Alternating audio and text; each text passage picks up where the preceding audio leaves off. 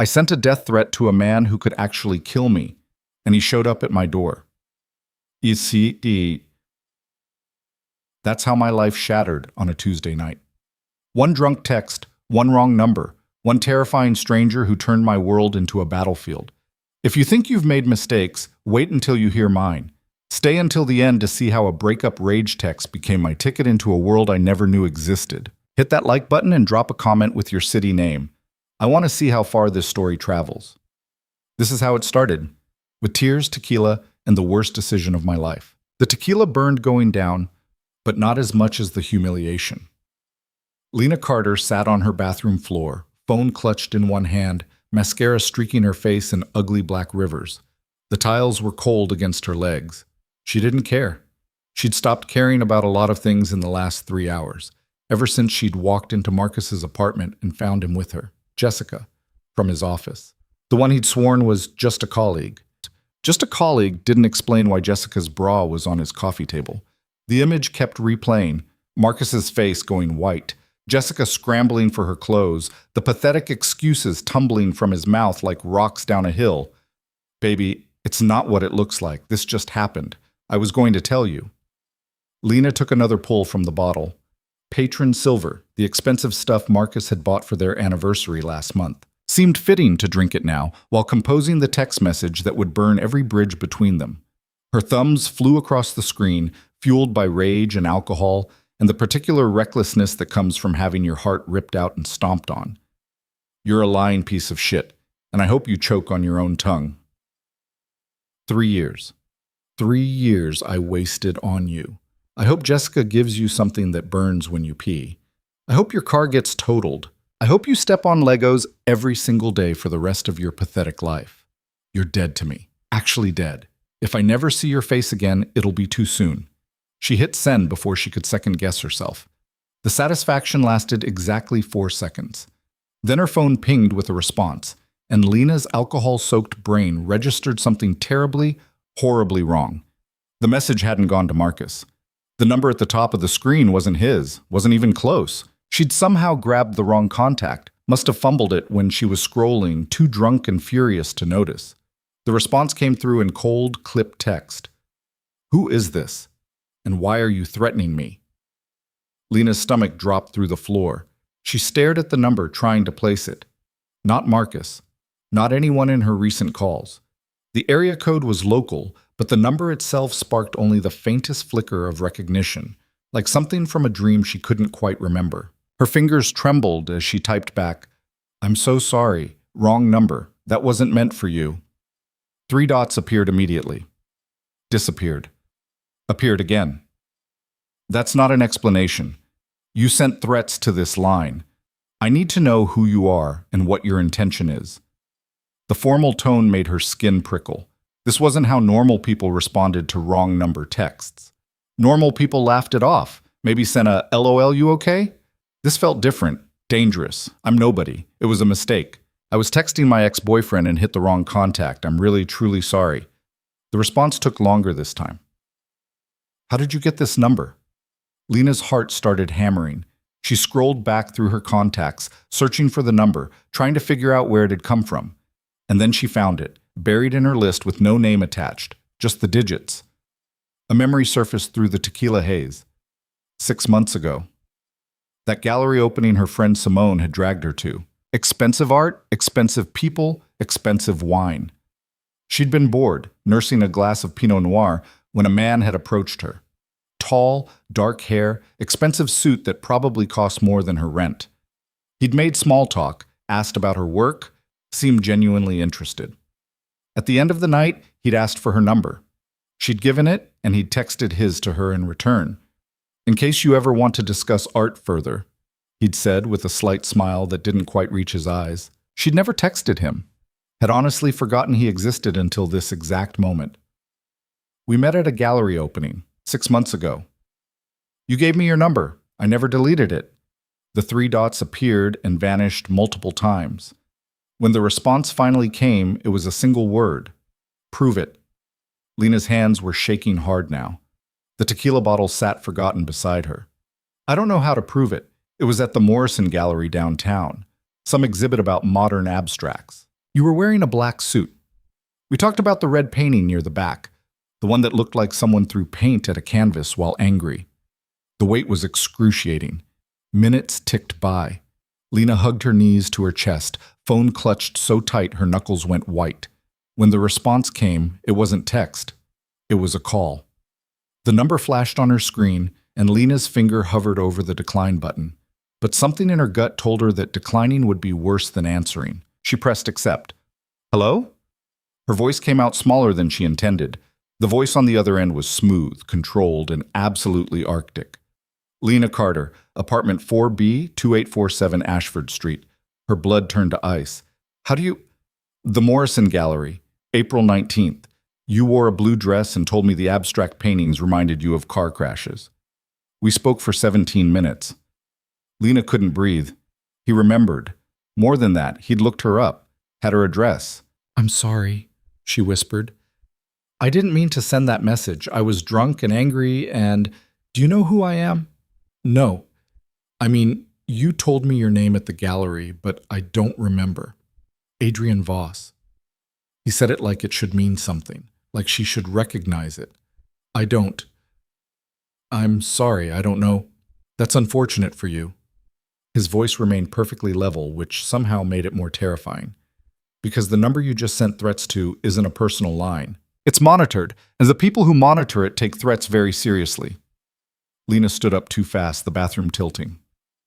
It was a mistake, a stupid, drunk mistake. I'll delete your number right now. I swear I'll never... Too late. The message was flagged the moment you sent it. My security team is already running protocols. Security team? The words came out as a squeak. What do you do? Nothing you need to understand. What you need to understand is that you've created a problem. My organization has protocols for threats. People in my position don't take chances with their safety. The room was spinning. This couldn't be happening. People didn't have security teams and organizations. People had jobs and apartments and normal lives. Please, Lena said, hating how her voice shook. Please, I'll do anything. I'll explain to whoever needs to hear it. It was just a stupid text about my stupid ex-boyfriend. I believe you. He paused. But that doesn't solve the problem. The message exists. It was flagged. There are people who will ask questions about why someone has this number, why they felt comfortable sending threats to it, what their connection to me is. I don't have a connection to you. We met once. Then you shouldn't have kept my number. The unfairness of it hit her like a slap. I keep every number. I never delete contacts. That's not a crime. No, but it's careless. Through the phone, she heard something in the background. A door closing. Footsteps. Where are you? That's not relevant. Are you coming here? Panic clawed up her throat. Are you? I need to see you in person to assess the situation. No, I don't want you coming here. I don't know you. I don't... Lena. The way he said her name stopped her cold. You have two options. Option 1, I come to you, we have a conversation, and we resolve this quietly.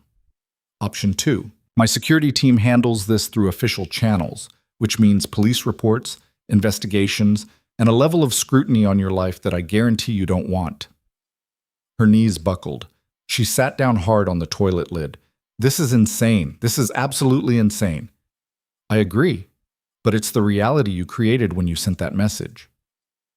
In the background, she heard an engine starting. He was already on his way. How long? She asked weakly. 20 minutes. The call ended. Lena sat in her bathroom, staring at her phone, trying to process what had just happened. This was a nightmare. A drunk, tequila-soaked nightmare. She'd wake up tomorrow with a hangover and a vague memory of freaking out over nothing. Except she wouldn't. Because this was real. Adrian Voss, whoever he was coming to her apartment in 20 minutes. She stumbled to her bedroom, phone clutched in her hand, and did what any rational person would do in this situation. She Googled him. Adrian Voss.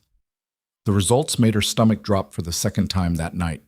CEO of Voss Industries. Private security firm, government contracts, international operations. Net worth estimated in the hundreds of millions. There were photos. Professional ones from business conferences, charity galas, industry events. The man in the pictures looked polished, powerful, dangerous in the way that very wealthy people often are. Dark hair, sharp features, eyes that seemed to look through the camera rather than at it, and she'd sent him a death threat. "Oh, God," Lena whispered. "Oh, God, oh, God, oh, God." She pulled up her contacts, fingers flying to Simone's number. Her friend answered on the third ring, music and laughter in the background. "Lena, we're at Merchant's. You should come. I need help." The words tumbled out. "I did something really stupid and I need—" "What kind of stupid? Like Marcus-level stupid or actual illegal stupid?" "I don't know. Maybe illegal. I sent a text to the wrong person and now he's coming to my apartment and—" "Whoa, slow down. Who's coming to your apartment?" "Adrian Voss." Silence. Then, "The Adrian Voss? Security company Adrian Voss? You know who he is?" "Lena, everyone knows who he is. He's—" Simone's voice dropped. "What did you do?" "I sent him a death threat by accident. I was texting Marcus and I hit the wrong number, and you sent a death threat to Adrian Voss." Simone said it slowly, like she was explaining gravity to a child. To a man who literally runs a private security company, a man whose job is protecting people from threats. "It was an accident. Does he know that?" "I think so. Maybe. He's coming here to assess the situation. Get out. Right now. Pack a bag and get out of your apartment." "What? No, I can't just—" "Lena, listen to me. Men like Adrian Voss don't make house calls for wrong number texts. If he's coming to see you in person, it's because the situation is serious, and you don't want to be there when he arrives." Lena's heart was racing. Where would I even go? "My place. I'll leave right now and meet you there. Just get your stuff and—" A sound outside made Lena freeze. Car doors closing. Multiple car doors. She walked to her living room window, phone still pressed to her ear, and looked down at the street below. 3 black SUVs had parked in front of her building. As she watched, men in dark suits stepped out. 6 of them. 7. They moved with military precision, forming a perimeter around the entrance. "Simone," Lena whispered. "They're already here." "Who's there?" "I don't know. Men. A lot of men. They're surrounding my building. Get out the back." "There is no back exit. I'm on the 4th floor." One of the men looked up at her window. Even from 4 floors up, Lena could see the earpiece, the rigid posture, the way his hand rested near his jacket where a weapon might be. She stepped back from the window, heart hammering. "I have to go," she told Simone. "Lena, don't—" She ended the call. For a moment, she just stood there, frozen in the middle of her living room. Her apartment suddenly felt very small, very exposed. The deadbolt on her door seemed laughably inadequate. A knock at the door made her jump. Not a casual knock, a firm, authoritative knock that said, "We're not asking." Lena's legs moved on autopilot. She crossed the room, checked the peephole. A man stood in her hallway. Not one of the security team from downstairs. She could tell by the suit, which was somehow even more expensive than theirs. Behind him, she could just make out 2 more figures. The man in front looked directly at the peephole, as if he knew she was watching. "Lena Carter, please open the door." His voice was muffled but recognizable, the same voice from the phone, Adrian Voss. She'd imagined having more time, imagined being able to clean herself up, wash the mascara off her face, maybe change out of her ratty sweatpants. Instead, she looked like something that had crawled out of a breakup-themed nightmare. "I'm calling the police," she called through the door. "Please don't.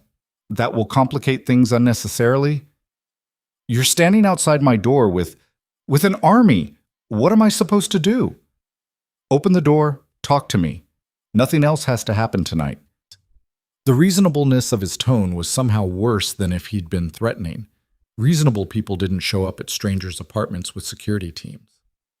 "If I open this door," Lena said slowly, "what happens? We have a conversation. I determine whether you're a legitimate threat. If you're not, and I suspect you're not, then everyone leaves and you never have to see me again. And if you decide I am a threat, then we'll discuss solutions. But I genuinely don't think it will come to that." Lena's hand hovered over the deadbolt. Every instinct screamed not to open the door. But what choice did she have? He clearly wasn't leaving. And if she called the police, what would she even say? A rich man knocked on my door and I'm scared? She opened the door. Adrienne Voss was somehow both exactly and nothing like she remembered. The same sharp features, same dark hair, same expensive suit. But at the gallery, he'd seemed merely wealthy. Now, standing in her doorway with two stone-faced security guards behind him, he looked like something else entirely. Powerful. Dangerous. Completely in control. His eyes swept over her, the mascara-streaked face, the sweatpants, the tequila bottle still visible on her bathroom floor through the open door, and something flickered in his expression. Not quite sympathy. More like assessment. May I come in? It wasn't really a question. Lena stepped back. Adrienne walked into her apartment with the confidence of someone who'd never been denied entry anywhere. The two security guards remained in the hallway but didn't close the door. She caught a glimpse of a third man stationed near the stairwell. Adrienne's gaze moved methodically around her living room, taking in the cramped space, the secondhand furniture, the framed art prints she'd bought at Target. When his eyes landed on the coffee table, where her laptop sat open to his Google results, his mouth tightened almost imperceptibly. Researching me? Trying to figure out who I'd accidentally threatened. And what did you learn? That I'm an idiot who should delete old contacts.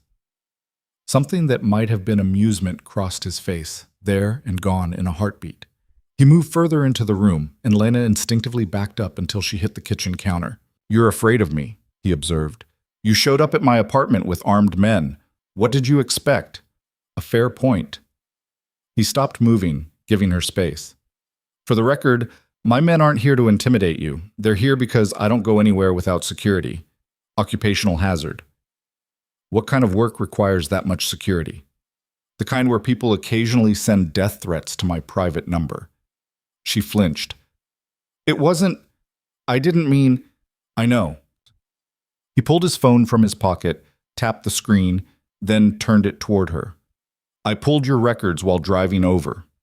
No criminal history, no connection to any of my business rivals or enemies, no red flags except a concerning amount of student loan debt and a recently deleted Instagram photo of you and Marcus Holloway from 3 weeks ago.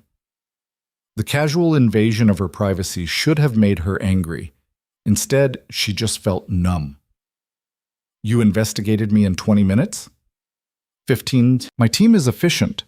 That's terrifying. That's necessary. He pocketed the phone. You're not a threat, Lena. I knew that before I arrived. But that's not why I'm here. Then why are you here?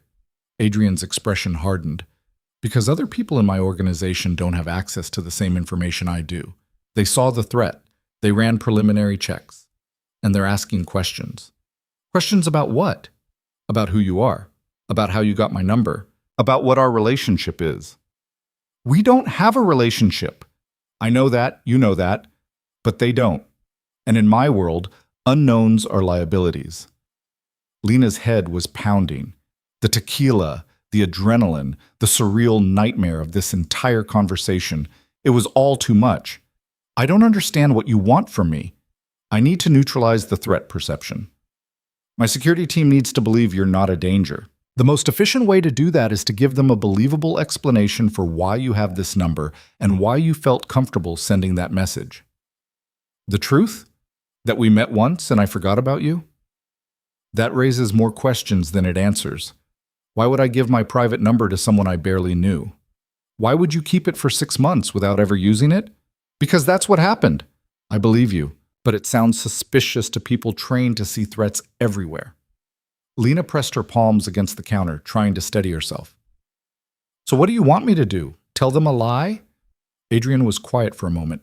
When he spoke again, his voice was carefully controlled. I want you to let me tell them we're involved. The words hung in the air like smoke. Involved, Lena repeated slowly, as in romantically. We've been seeing each other quietly for the past few months. The text you sent was a lover's quarrel that got out of hand. Understandable.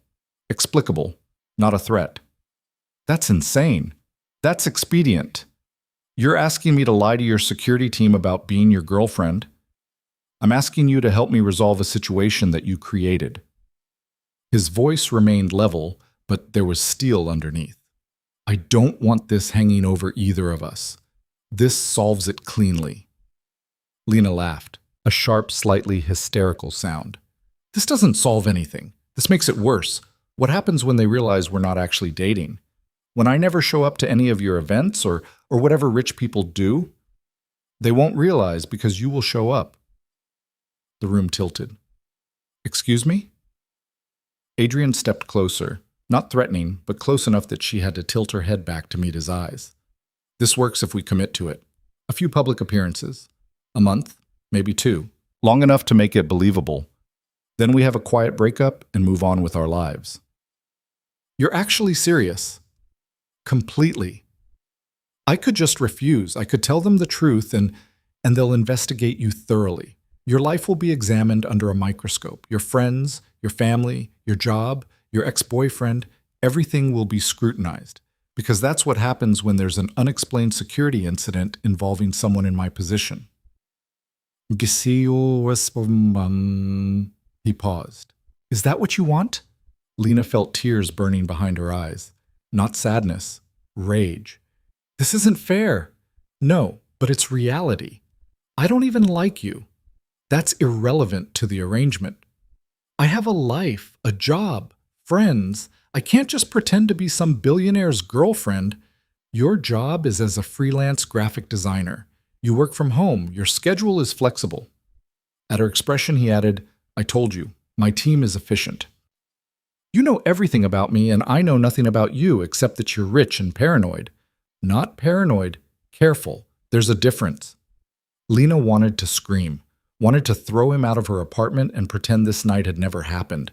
But she could see the security guard still standing in her hallway, could imagine the investigation he was describing, could picture her entire life being torn apart because of one stupid drunk text message. How do I know you're not dangerous? The question came out quieter than she intended. How do I know this isn't some elaborate trap? You don't. Adrian's honesty was more unsettling than reassurance would have been. But if I wanted to hurt you, I wouldn't need an elaborate trap. I could have my men handle it in ways that would never connect back to me. That's not comforting. It's not meant to be comforting, it's meant to be honest. He pulled a business card from his pocket and placed it on her counter. You have until tomorrow morning to decide. If you agree, call that number. If you refuse, I'll inform my team that the threat has been assessed and dismissed, and you'll deal with whatever investigation they deem necessary. And if I just run, leave town, then you'll confirm their suspicions that you're hiding something, and they'll find you anyway. He turned toward the door, and Lena felt a spike of panic. Having him here was terrifying, but him leaving somehow felt worse. Like once he walked out, the full weight of this situation would crash down on her. Wait. Adrian stopped, looking back over his shoulder. If I agree to this, Lena said slowly, what happens? What does it actually mean? It means you attend some events with me. You're seen in public as my companion. You play the role convincingly enough that my security team has no reason to question the relationship. And then what? And then we stage a breakup. You walk away with a reasonable explanation for having my number and a few interesting stories. Your life goes back to normal. Nothing about this is normal. No, Adrian agreed, but it's the best option available. He walked out then, his security team falling into formation around him. The door closed with a soft click. Lena stood in her apartment staring at the business card on her counter. Adrian Voss, CEO. A phone number, nothing else. She picked up her phone and pulled up her conversation with Simone. Her friend had sent 17 messages, each more frantic than the last. Are you alive? Lena. I'm calling the police. I swear to God if you don't answer me in the next 5 minutes. Lena typed out a response. I'm okay. He left. Need to think. I'll call you tomorrow. She looked at the tequila bottle still sitting on her bathroom floor. Looked at her phone. Looked at Adrian Voss's business card. 12 hours ago, her biggest problem had been Marcus cheating on her. Now she was sitting in her apartment at midnight, trying to decide whether to become a billionaire's fake girlfriend or face investigation by his private security team. She picked up the business card, turning it over in her fingers. The logical choice was obvious. Refuse. deal with whatever investigation came. She hadn't done anything wrong. Not really. A wrong number text wasn't a crime. They'd figure that out eventually and leave her alone. But Adrian's words kept echoing in her head. Your life will be examined under a microscope. She thought about her messy apartment, her messy finances, her messy breakup.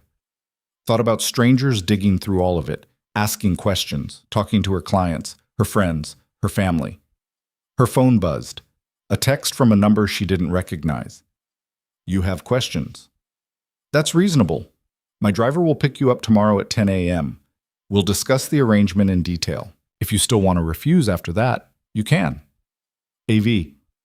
Lena stared at the message. She should refuse, should text back right now and say, absolutely not. Stay away from me. I'll take my chances with the investigation. Instead, she typed, what should I wear? The response came almost immediately. Whatever makes you comfortable. This isn't a performance yet. Lena set down her phone and walked to her bathroom, washed the mascara off her face, brushed her teeth, changed into actual pajamas. She climbed into bed and stared at the ceiling, knowing sleep wouldn't come. Somewhere out there, Marcus was probably still with Jessica, completely unaware that his infidelity had triggered a chain reaction that had upended Lena's entire life. She almost laughed. Almost. Because the absurdity of it was overwhelming. One wrong number, one misdirected text. And now she was tangled up with a man whose world operated on rules she didn't understand, facing a choice between two bad options. Her phone lit up with another message. Simone, just tell me you're actually okay. One word, that's all I need. Lena hesitated, then typed, I'm alive. Complicated. We'll explain tomorrow. She put her phone on silent and closed her eyes. Tomorrow, she'd meet with Adrian Voss.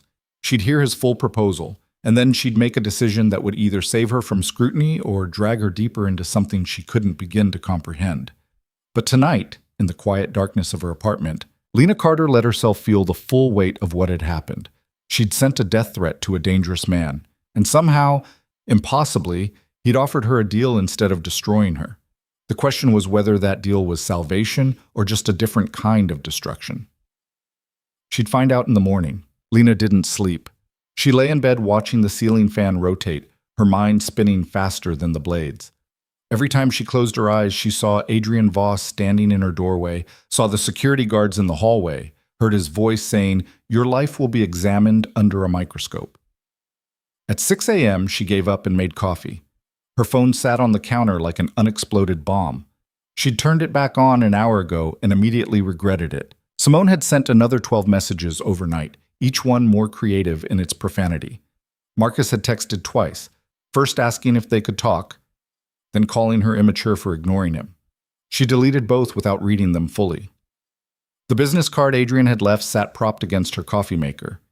She'd moved it there at some point during the night, though she didn't remember doing it. 10 a.m., the text had said. 3.5 hours. Lena showered, the hot water doing nothing to wash away the unreality of her situation. She stood in front of her closet, wrapped in a towel, staring at her limited options. Whatever makes you comfortable, Adrian had said, but everything she owned suddenly felt wrong. Too casual, too cheap, too much like what it was. The wardrobe of a 28-year-old freelancer who shopped at Target and considered Thai takeout a splurge. She settled on jeans and a black sweater. Simple, unremarkable. The kind of thing you wore when you didn't want to think about what you were wearing because your brain was too busy processing the fact that you were about to negotiate the terms of becoming a fake girlfriend to a man who probably had people killed. That thought made her hands shake as she applied mascara. Her phone rang at 9:45. Unknown number. Hello? Miss Carter. A woman's voice, professional and clipped. Mr. Voss's driver is downstairs. He'll wait in the lobby. The line went dead before Lena could respond. She grabbed her purse, checked 3 times that she had her keys, and headed down. Her building's lobby was small and shabby, with fluorescent lights that flickered and tile that hadn't been replaced since the 80s. The driver stood out like a diamond in a parking lot. He was older, maybe 60, in a pristine black suit. When he saw her, he nodded once. Miss Carter, this way, please. The SUV outside was one of the same ones from last night. Black, expensive, windows tinted so dark she couldn't see inside. The driver opened the back door for her. Lena hesitated on the curb. This was it. Last chance to walk away. She could turn around, go back upstairs, call Adrian and tell him to handle his own problems. Except she couldn't, because he'd made it clear that walking away wasn't really an option. She got in the car. The interior smelled like leather and something expensive she couldn't identify.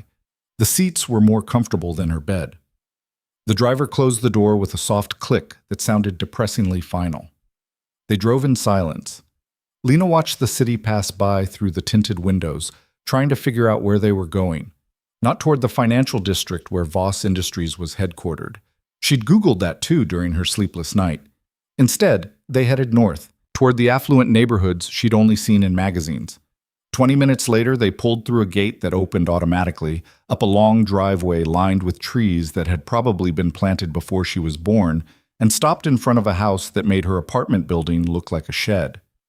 Not a house, an estate.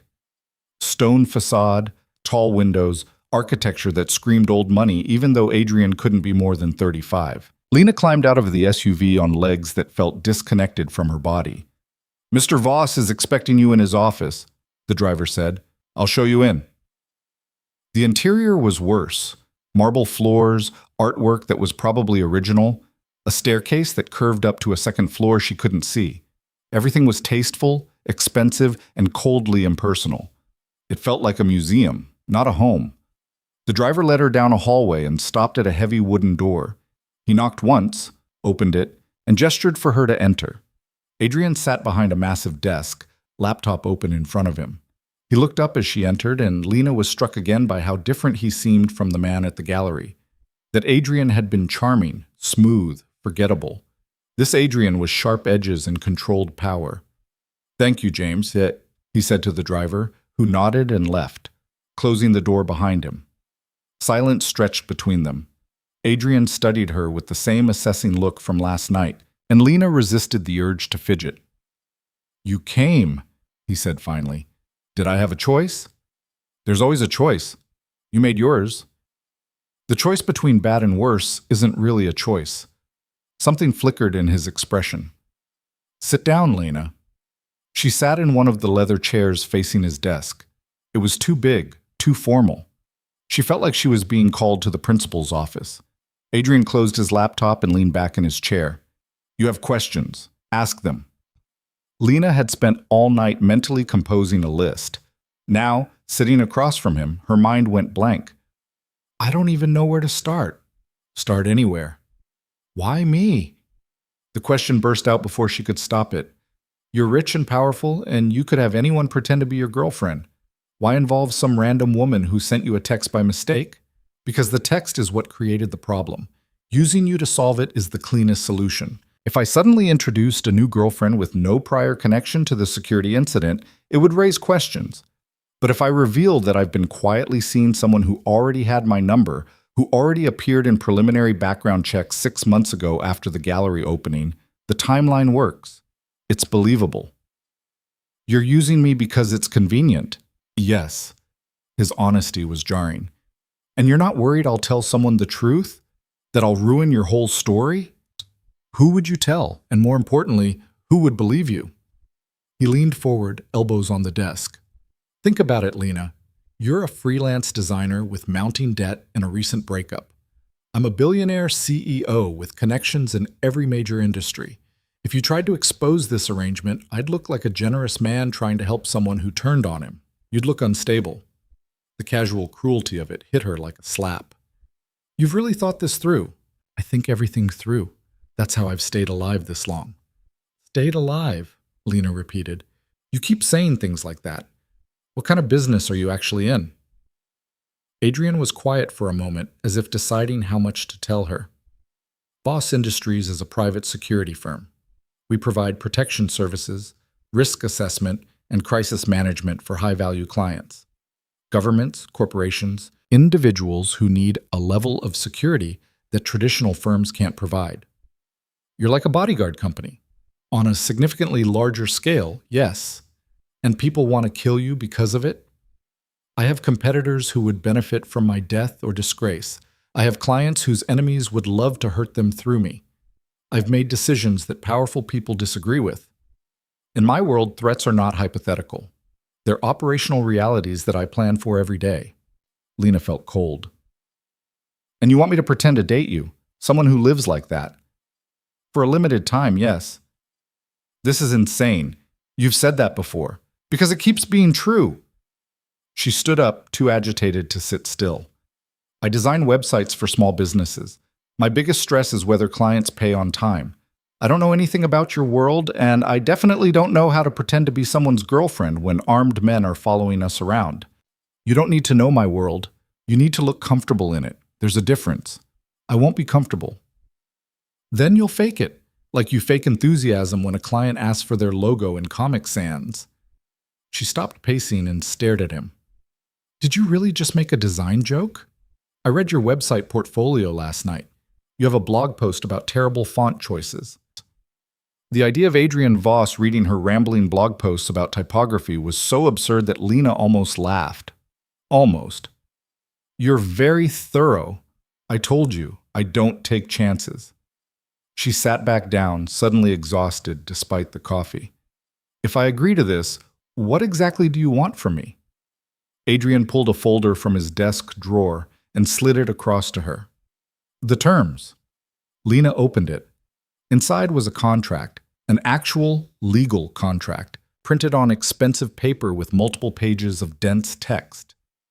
You drew up a contract. My lawyer drew it up, based on my specifications. She skimmed the first page, her eyes catching on phrases that made her head spin. Public appearances, minimum engagement requirements, non-disclosure agreement, compensation. Compensation, she said slowly. You're offering to pay me $50,000, deposited in increments over the course of the arrangement, the full amount upon successful completion. Lena's stomach flipped. $50,000. That was more than she made in a year. That was her student loans paid down to a manageable level. That was security she hadn't felt since before college. You're bribing me.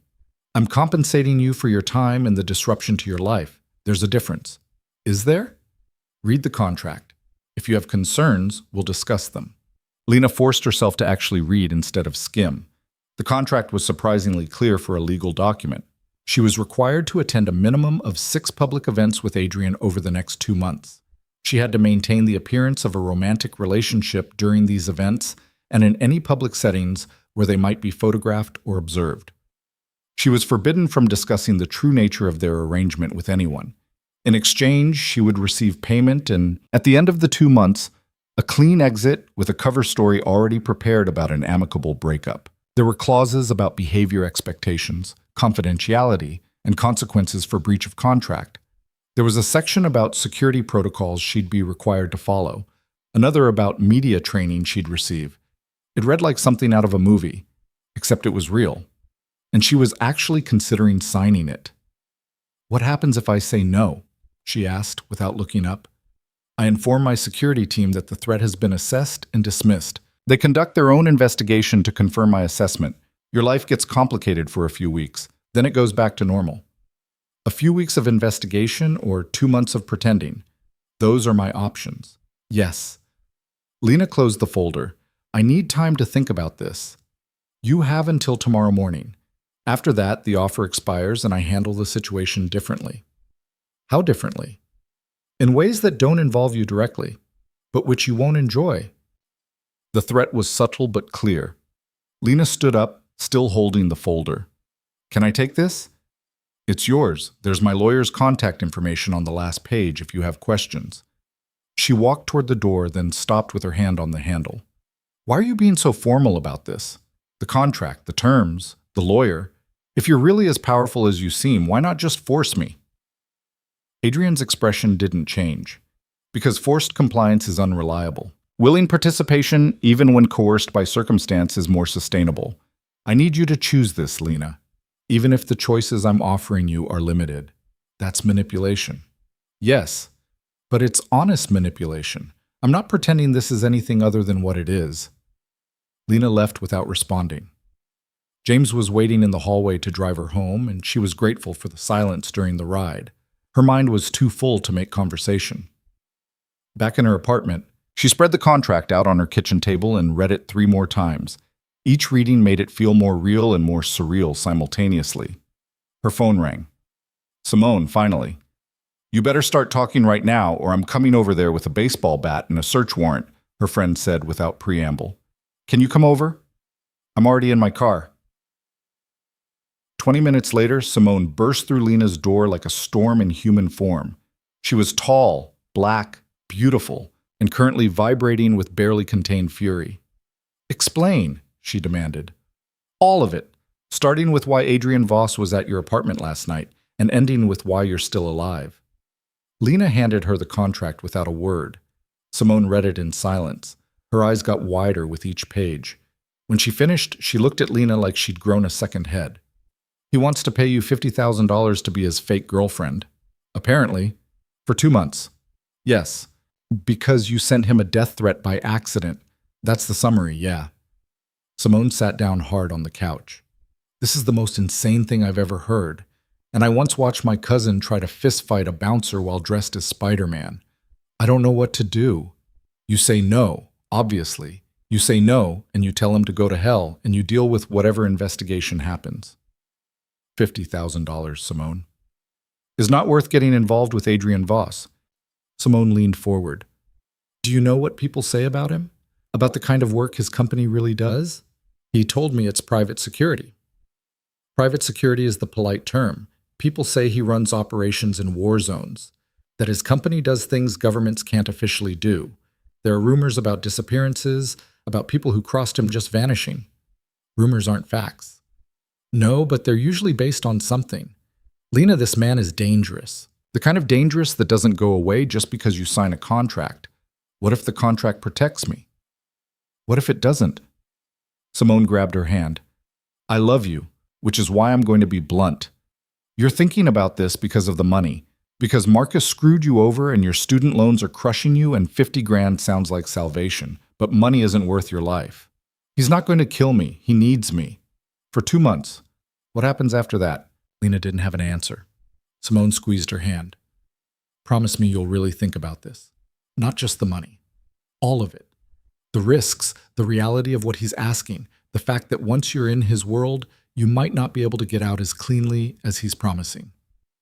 I promise." After Simone left, Lena sat alone with the contract. She pulled up her bank account on her laptop, stared at the numbers. $300 in checking, $1,500 in savings that was supposed to be for emergencies, $28,000 in student loan debt, 2 credit cards that were too close to maxed out. $50,000 would change everything. But Simone was right. Money wasn't worth dying for. Except Adrian hadn't threatened to kill her. He threatened to investigate her, to disrupt her life, to make things complicated. She opened a new tab and searched for more information about Voss Industries, found articles about government contracts, international operations, testimonials from satisfied clients. Nothing concrete about the rumors Simone had mentioned, just vague implications and carefully worded descriptions of sensitive security operations.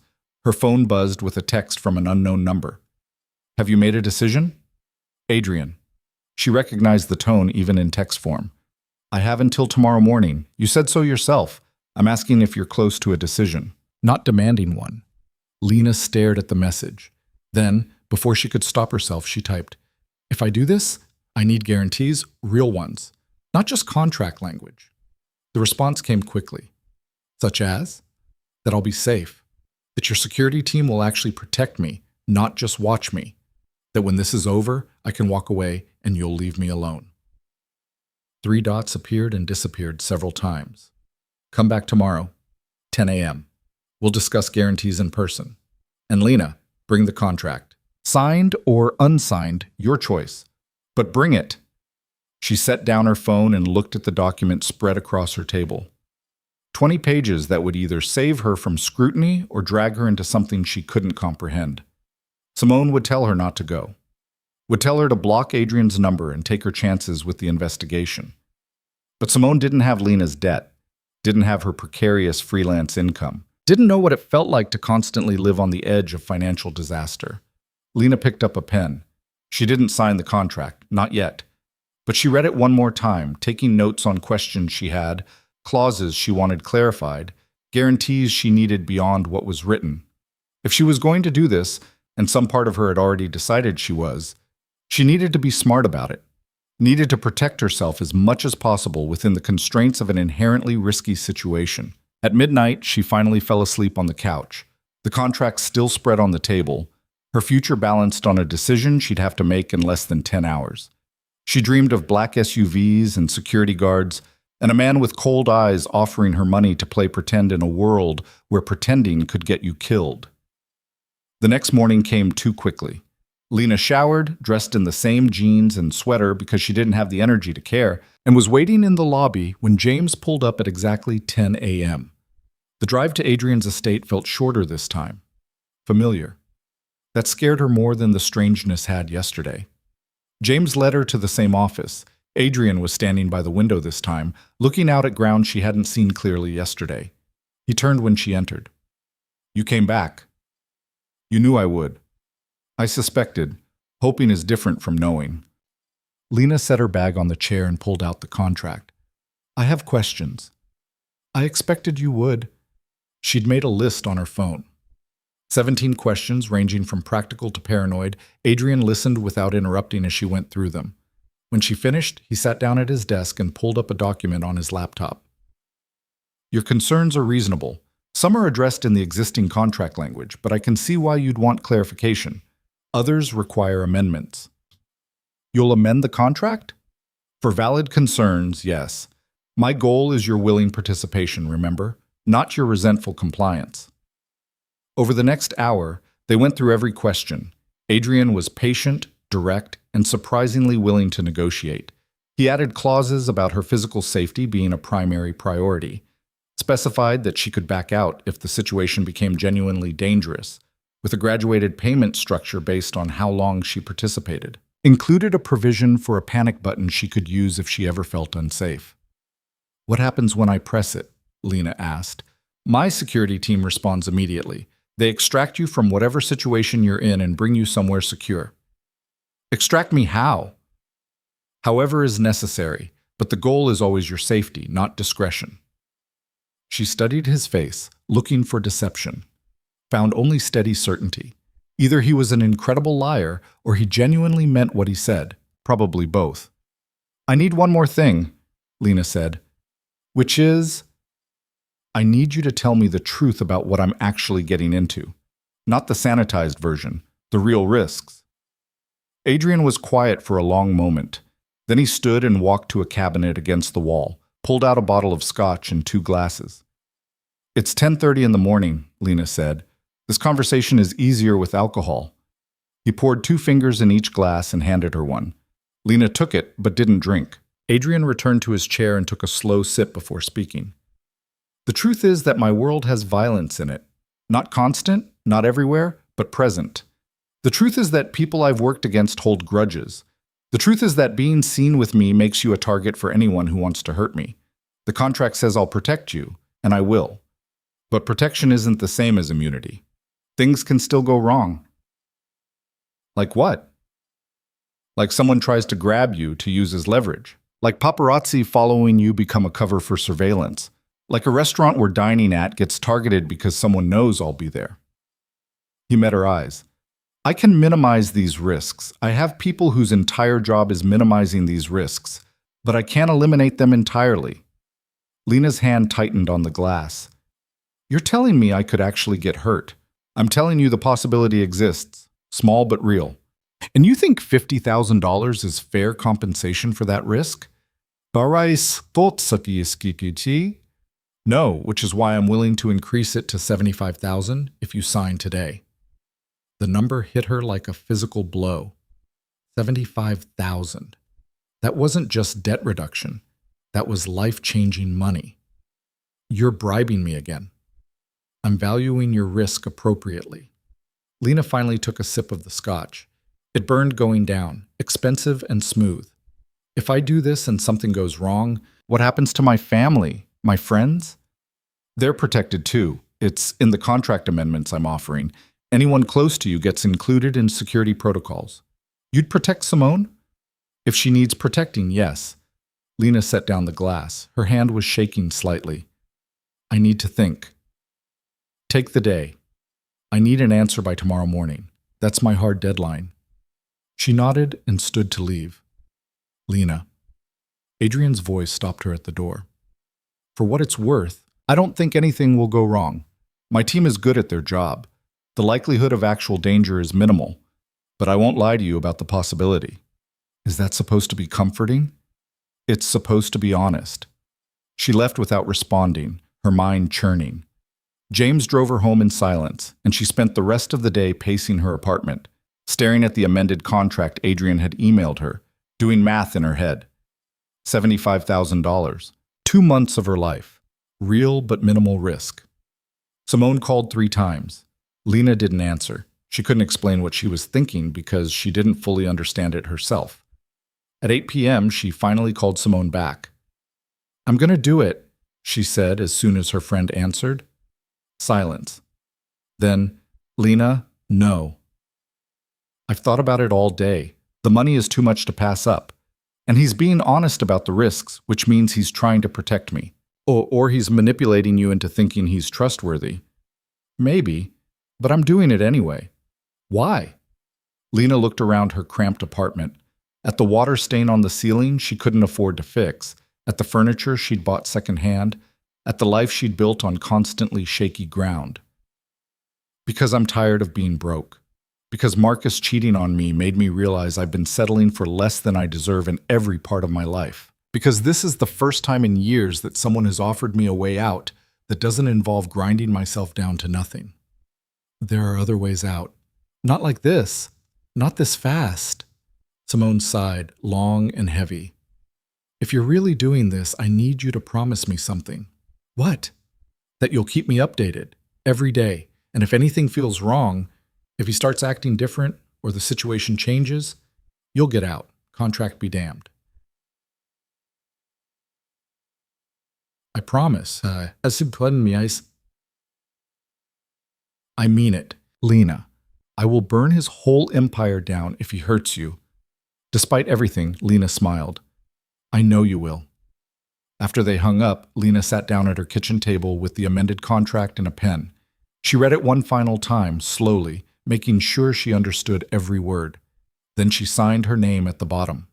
The signature looked small and insignificant on the expensive paper, but it felt like stepping off a cliff. She took a photo of the signed contract and texted it to Adrian. His response came immediately. Good choice. James will pick you up tomorrow at 2 p.m. We're going shopping. Shopping for what? Your new wardrobe. You can't attend high society events and Target clearance. Lena looked down at her sweater and felt a spike of indignation.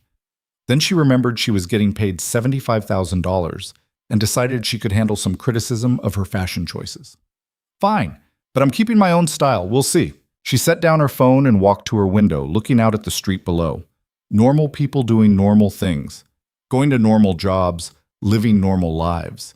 She wasn't one of them anymore. Starting tomorrow, Lena Carter would be the girlfriend of Adrian Voss.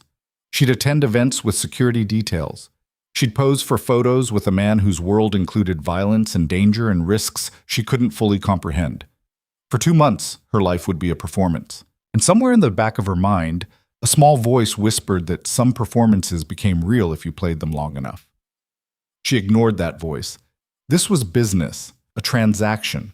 $75,000 in exchange for playing pretend, nothing more.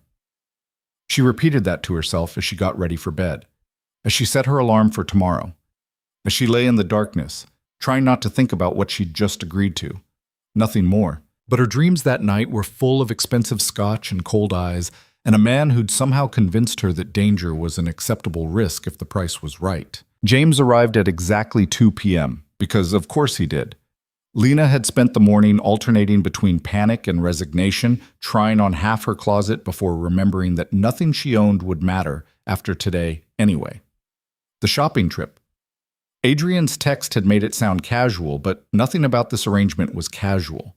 She climbed into the SUV wearing jeans and a leather jacket she'd owned since college, her only concession to trying being actual makeup instead of just mascara. James nodded at her in the rearview mirror but didn't speak. She was starting to realize that silence was his default setting. They didn't go to Adrian's estate. Instead, James pulled up in front of a boutique in the city's most expensive shopping district, the kind of place Lena had walked past 1,000 times without ever considering going inside. Adrian was waiting on the sidewalk, dressed down in dark jeans and a gray sweater that probably cost more than her rent. He looked almost normal. Almost. "You're late," he said as she got out. Lena checked her phone. "By 2 minutes. I value punctuality. I value not having a panic attack in my apartment. We all have our priorities." Something that might have been amusement flickered across his face. "Fair enough? Come on." He walked into the boutique without checking if she was following. Lena hurried after him, and the moment she stepped inside, she understood why she'd never belonged here. The place was all white marble and soft lighting, and absolutely zero price tags visible anywhere. A woman in a perfectly tailored suit approached immediately, her smile warm but assessing. "Mr. Voss, wonderful to see you again. And this must be Lena." "How does she know my name?" Lena whispered to Adrian. "Because I called ahead." He turned to the woman. "Michelle, we discussed what she needs. Let's get started." Michelle's smile widened. "Of course." "Lena, if you'll follow me." For the next 3 hours, Lena's life became a montage she'd only seen in movies. Michelle pulled dresses, suits, casual wear, cocktail attire, shoes, bags, accessories. Everything was designer. Everything fit perfectly after minimal alterations.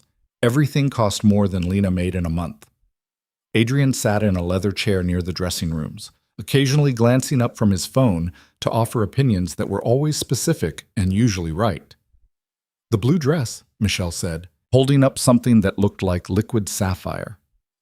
Lena emerged from the dressing room and felt immediately self-conscious. The dress fit like it had been made for her body specifically, showing off curves she usually hid under loose sweaters. Adrian looked up from his phone. His expression didn't change, but something in his eyes sharpened. "That works." "Just works?" Michelle asked, laughing.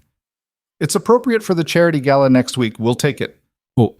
Lena looked at the dress in the mirror. She barely recognized herself. "This is too much." "It's exactly enough," Adrian said. "You're going to be photographed at these events. You need to look the part." "The part of what?" "A woman who belongs in your world?" "The part of my girlfriend, which, for the next 2 months, you are." The casual way he said it made it feel real in a way the contract hadn't.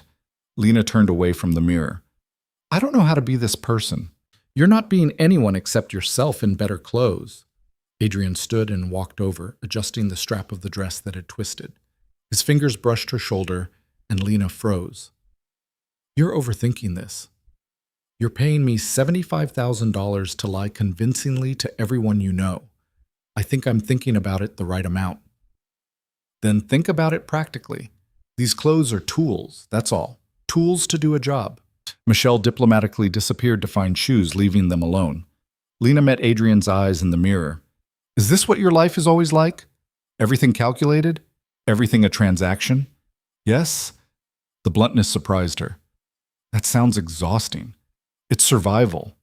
He stepped back, putting professional distance between them again. "Change back.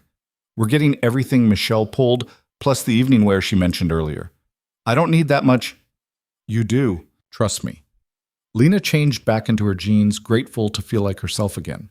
When she emerged, Michelle had everything packaged in garment bags and boxes that filled the back of the SUV. "This is insane," Lena muttered as James loaded the last box.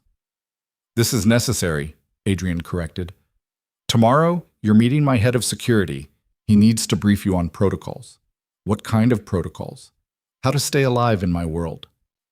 He said it so casually that it took a moment for the words to register. Lena stopped walking. "You're serious?" "Completely. Marcus, not your ex, my security chief, needs to go over emergency procedures, safe house locations, panic protocols. Standard briefing for anyone in my inner circle." "I'm not in your inner circle. I'm a hired actress." "You're someone who will be seen in public with me. That makes you a potential target. Marcus needs to make sure you know how to respond if something happens." The shopping bag suddenly felt heavier. When you said minimal risk, I meant it, but minimal isn't zero. You signed the contract knowing that. She had. But signing papers in her apartment was different from standing on a sidewalk being told she needed to learn emergency evacuation procedures. They drove to Adrian's estate in silence. Lena watched the city pass by, wondering if she'd made a massive mistake. The security chief was waiting in Adrian's office. He was tall, muscular, with close-cropped gray hair and eyes that cataloged everything. Former military, Lena guessed, probably special forces. "Marcus, this is Lena Carter," Adrian said. "Lena, Marcus Webb. He runs my security team." Marcus extended a hand. His grip was firm, but not crushing. "Miss Carter, just Lena is fine." "Lena." He nodded. "Mr. Voss has briefed me on the situation. I need to go over some protocols with you." Adrian gestured to his desk. "Use the office. I have calls to make."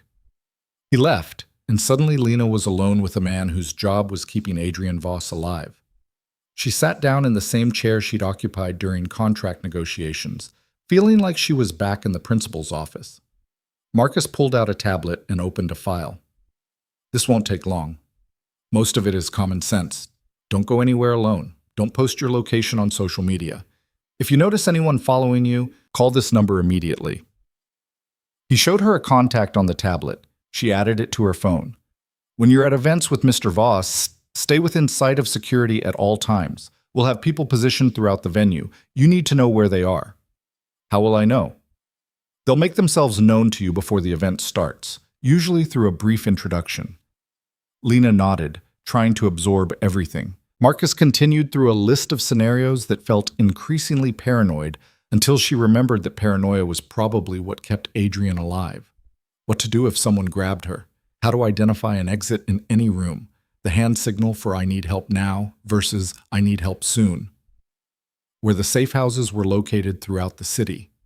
"This is a lot," Lena said when he finally paused. "It's standard.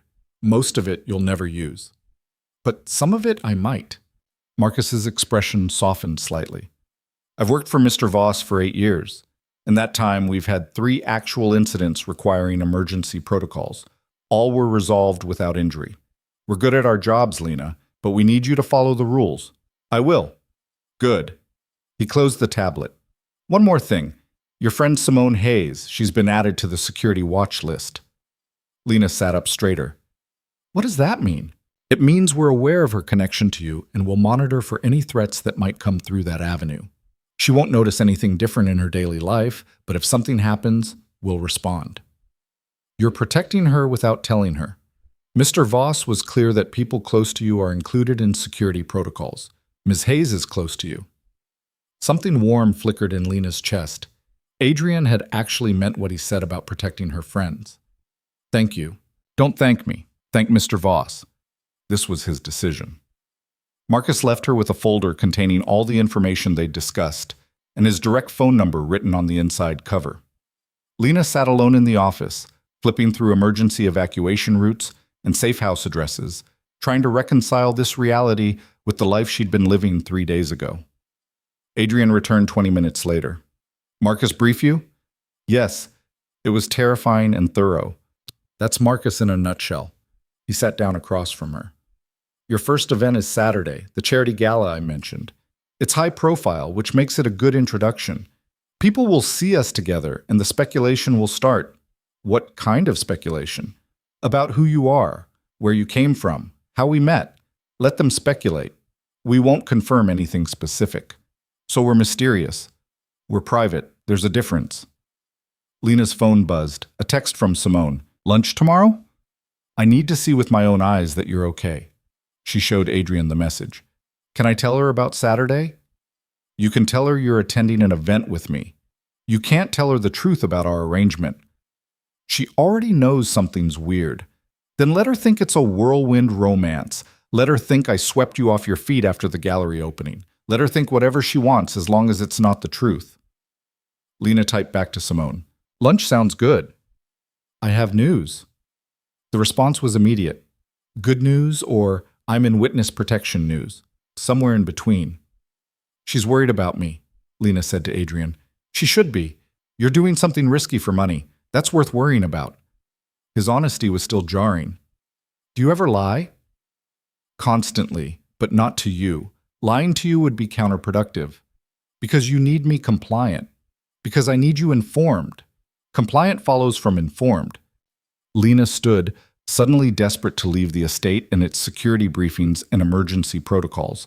I should go. I have work to do. Freelance work? A website redesigned for a bakery. Exciting stuff. Keep taking those jobs. Your life needs to look normal to anyone watching. Who's watching? Potentially? Competitors, rivals, journalists looking for a story about my personal life.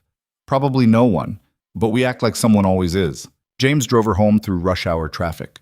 Lena stared out the window, watching normal people in normal cars living normal lives. She used to be one of them. Now she was someone who knew where 3 separate safe houses were located. Her apartment felt smaller than usual when she walked in. The new clothes were being delivered tomorrow. Michelle had arranged everything. For tonight, Lena was still just herself in her regular life. She opened her laptop and tried to focus on the bakery website. The owner wanted something warm and inviting, which apparently meant excessive use of script fonts and photos of bread. Lena usually found this work soothing. Tonight, it felt surreal. Her phone rang. Unknown number, but she was getting used to that. Hello? Lena Carter? A woman's voice, crisp and professional. Yes? My name is Diana Foster. I'm Mr. Voss's publicist. I need to schedule time with you before Saturday's gala. For what? Media training. You'll be photographed with Adrian at a major charity event. I need to make sure you know how to handle questions, photographers, and social media attention. I wasn't planning to say anything to anyone. That's a strategy, but not the only one. We should discuss options. Are you free Thursday afternoon? Lena checked her calendar, which was depressingly empty except for lunch with Simone. I can be. Excellent. I'll send you the details. And Lena? Don't be nervous. I've been doing this for 15 years. I'll make sure you're ready. The call ended before Lena could respond. She added Diana Foster to her growing list of people in Adrian's orbit who knew more about her life than she was comfortable with. Wednesday disappeared in a blur of bakery websites and growing anxiety. The new clothes arrived in the morning, delivered by a team who hung everything in her closet with military precision. Lena stood in her bedroom doorway, staring at a wardrobe that looked like it belonged to someone else. Lunch with Simone was at their usual place, a Thai restaurant that had cheap lunch specials and didn't judge if you stayed for 3 hours. Simone was already at a table when Lena arrived, 2 menus in front of her and suspicion written across her face. Talk, she said the moment Lena sat down. Can I at least order first? No, you've been cryptic for 3 days. I need answers now. Lena took a breath. I'm dating Adrian Voss. Simone stared at her. You're what? Dating him. It happened fast. After that night at my apartment, we talked, and what? He threatened you and you fell into his arms? He didn't threaten me. Not exactly. We just talked. And it turns out we have chemistry. The lie felt wrong in her mouth, but the contract was clear. No one could know the truth. Simone's expression cycled through disbelief, anger, and something that might have been concern. Lena, 3 days ago you were terrified of this man. Now you're dating him? It's complicated. Complicated is Marcus cheating on you. This is insane. Maybe I'm tired of doing the sensible thing. Maybe I want something exciting for once. Exciting or dangerous? Both, Lena said, and that at least was honest. Simone sat back, studying her. You're really doing this? I am. And nothing I say will change your mind. Probably not. Then I'm going to say this once, and you're going to listen. Simone leaned forward. Be careful. Not just physically careful. Emotionally careful. Men like Adrian Voss don't date normal women without a reason. Whatever his reason is, make sure you're not getting hurt in the process. Lena thought about the contract in her apartment, about the $75,000 that would start depositing in her account next week. I'll be careful. They ordered food, and Simone spent the rest of lunch extracting details about the relationship. Lena stuck as close to the truth as she could. The gallery meeting, the reconnection, the wealth difference. She left out the death threat, the security briefing, the contractual nature of everything. "He's taking me to a charity gala Saturday," Lena said over pad thai. A charity gala. You. The woman who thinks getting dressed up means wearing clean jeans. "I bought a dress." "You bought a dress or he bought you a dress?" Lena hesitated too long. "He bought you a dress," Simone said. "Lena, it's fine. I needed something appropriate for the event." This is how it starts. Expensive gifts, fancy events, making you dependent on his money. I'm not dependent. It's one dress. It was actually an entire wardrobe. But Simone didn't need to know that. They parted with a hug that felt heavier than usual. Simone made Lena promise to text after the gala, to call if anything felt wrong, to remember she had friends who cared about her outside of Adrian's world. Thursday afternoon, Lena met Diana Foster at a coffee shop near the boutique. Diana was exactly what Lena expected a publicist to look like, perfectly styled, intimidatingly put together, the kind of woman who could make you feel underdressed even if you were wearing designer clothes. "Lena, lovely to meet you." Diana's handshake was brief and efficient. "Let's get started. We don't have much time." For 2 hours, Diana drilled her on how to handle media attention. Don't comment on the relationship status. Smile, but don't pose. It needs to look natural. If a photographer asks you to do something specific, politely decline. If a reporter asks questions, redirect them to, "We're just enjoying the evening." "What if they ask how we met?" Lena asked. "The truth. The gallery opening 6 months ago. Adrian was interested, you were cautious, it took time, but here you are. Simple, romantic, and impossible to fact-check effectively. You're good at this." "I've been managing Adrian's public image for 7 years. I'm very good at this." Diana leaned forward. "But I need you to be honest with me about one thing. Are you actually interested in him, or is this an arrangement?" Lena's heart jumped. "Why would you think it's an arrangement?" "Because I know Adrian. He doesn't date casually. He doesn't date at all, actually. Then suddenly he has a girlfriend who appeared after a security incident, and I'm supposed to believe it's coincidence? What security incident?" Diana's expression shifted slightly.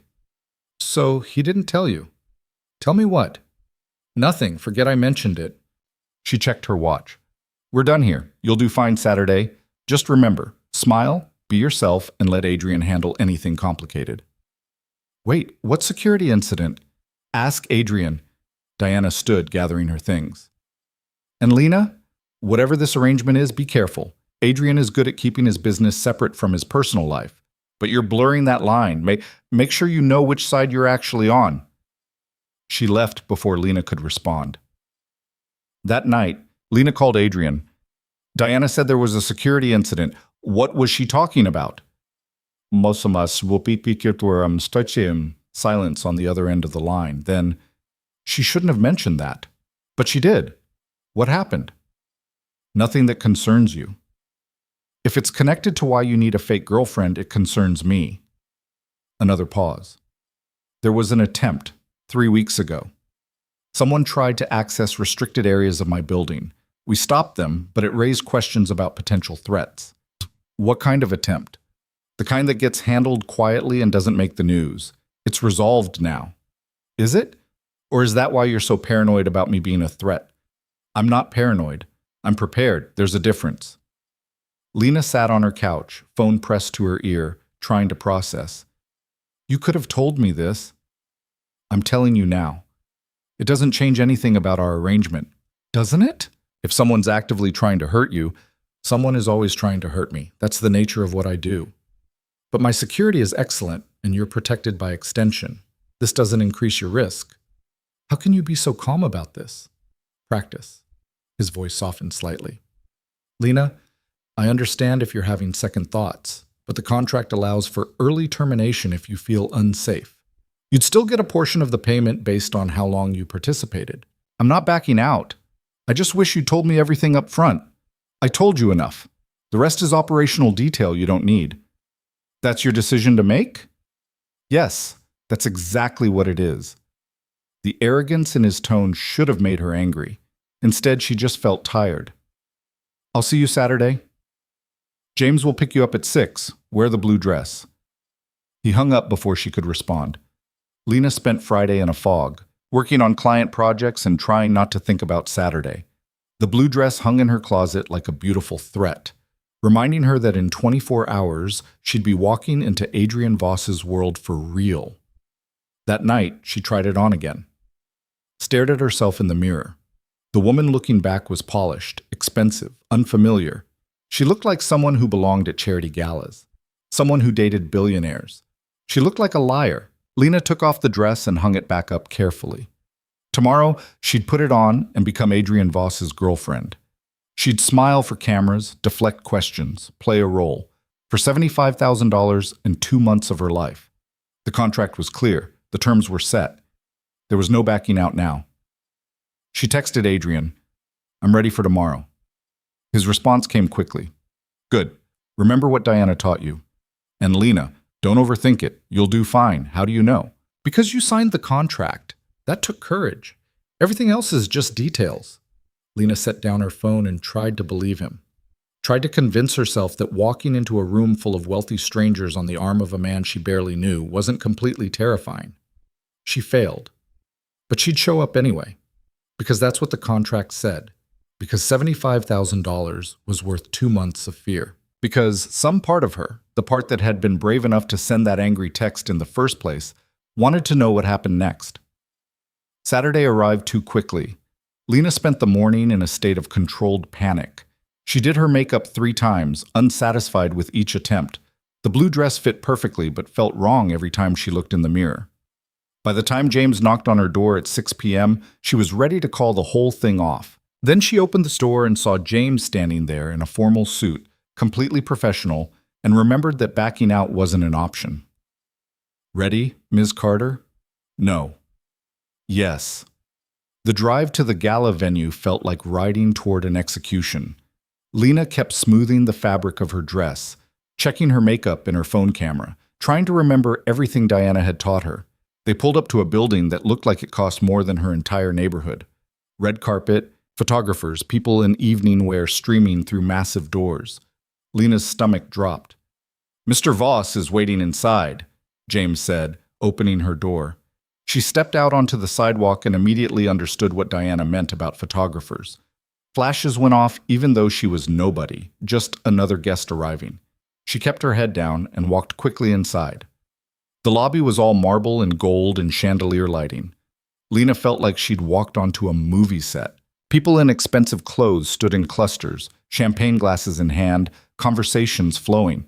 And there, near the base of a grand staircase, stood Adrian Voss in a tuxedo that made him look even more dangerous than usual. He saw her and crossed the room. Lena's breath caught. This was it. The performance was starting. "You wore the blue dress," he said when he reached her. "You told me to. I also told you you'd look stunning in it. I was right." The compliment sounded genuine, which threw her. "Thanks, you clean up okay yourself." Something that might have been a real smile crossed his face. "Shall we?" He offered his arm. Lena took it, feeling the solid warmth of him through the expensive fabric. Together they walked into the ballroom where her new life was waiting. The ballroom was overwhelming in a way Lena hadn't prepared for. Crystal chandeliers the size of cars hung from a ceiling painted with something classical and expensive. Round tables covered in white linens filled the space, each decorated with flower arrangements that probably cost more than her monthly rent. And everywhere, people who looked like they belonged in magazines moved through the crowd with the kind of ease that came from a lifetime of events like this. Lena's grip on Adrian's arm tightened involuntarily. "Breathe," he murmured, low enough that only she could hear. "You're doing fine. I haven't done anything yet." "Exactly. You showed up. That's half the battle." A waiter appeared with champagne. Adrian took 2 glasses and handed one to Lena. She accepted it gratefully, needing something to do with her hands. "Adrian Voss, I thought that was you." A man approached them, tall and silver-haired with the kind of tan that came from yacht ownership. His smile was wide, but his eyes were calculating. Lena recognized the type from the gallery opening, wealthy, powerful, always assessing value. "Richard," Adrian said with polite coolness. "Good to see you." "And who is this?" Richard's gaze slid to Lena with obvious interest. Lena Carter. Lena, Richard Brennan. He sits on the board of half the charities in the city. Only half? Richard laughed and extended his hand. A pleasure, Lena. How do you know our elusive Mr. Voss? This was it, the first test. Lena remembered Diana's coaching and smiled. We met at a gallery opening a while back. A while back, Richard repeated, looking between them. And you've been keeping her hidden all this time, Adrian? Some things are worth keeping private, Adrian said smoothly. Clearly. Richard's attention returned to Lena. What do you do, Lena? I'm a graphic designer, freelance. How refreshing. Someone with an actual job. He said it like a compliment, but it felt condescending. Most of the women here are professional socialites. Richard, Adrian's tone carried a warning. What? I'm being honest. It's nice to meet someone who works for a living. He raised his glass. Enjoy the evening, you two. And Adrian, we should talk about the Singapore contract next week. He drifted away into the crowd. Lena exhaled slowly. That wasn't so bad, Adrian said. He was patronizing. He's always patronizing. You handled it well. I barely said anything. Exactly. Let people make assumptions. Don't volunteer information they haven't asked for.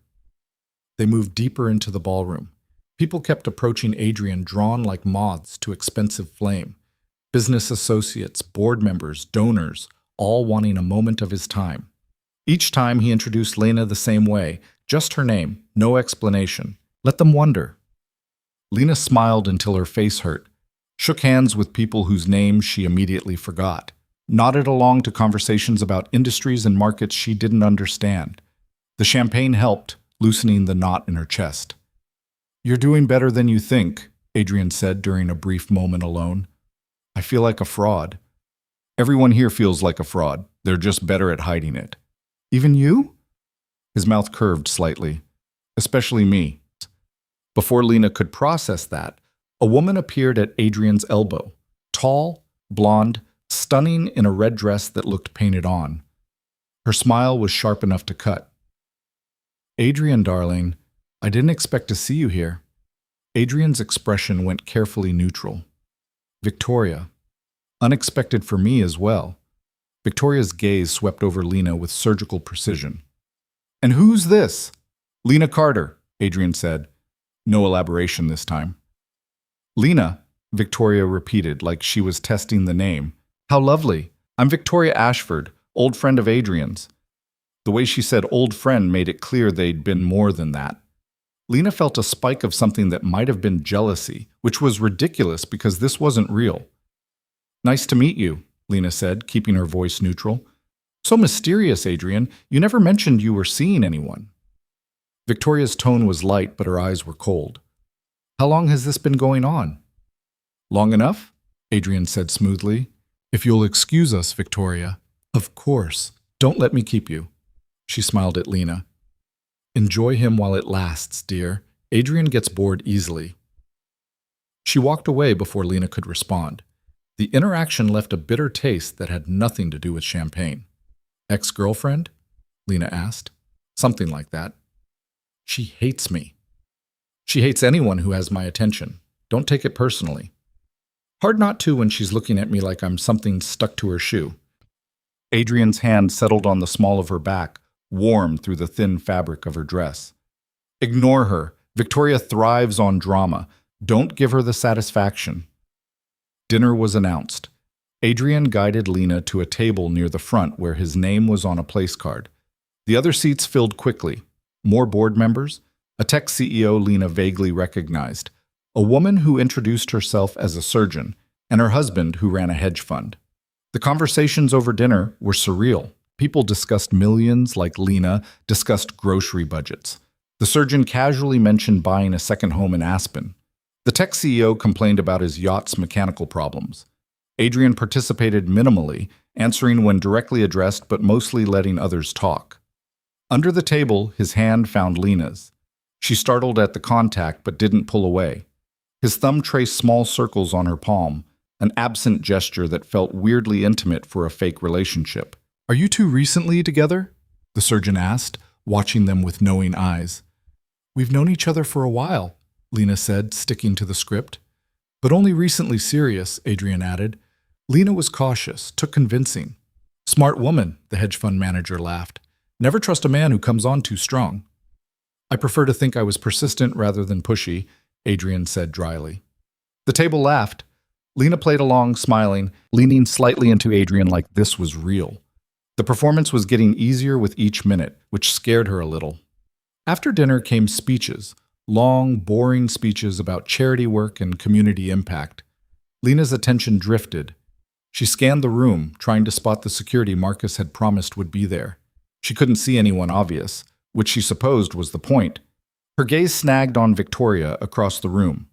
The woman was watching them with undisguised interest, talking to a man in an expensive suit who kept glancing their way. "Who's Victoria talking to?" Lena whispered to Adrian. He followed her gaze. Something flickered in his expression.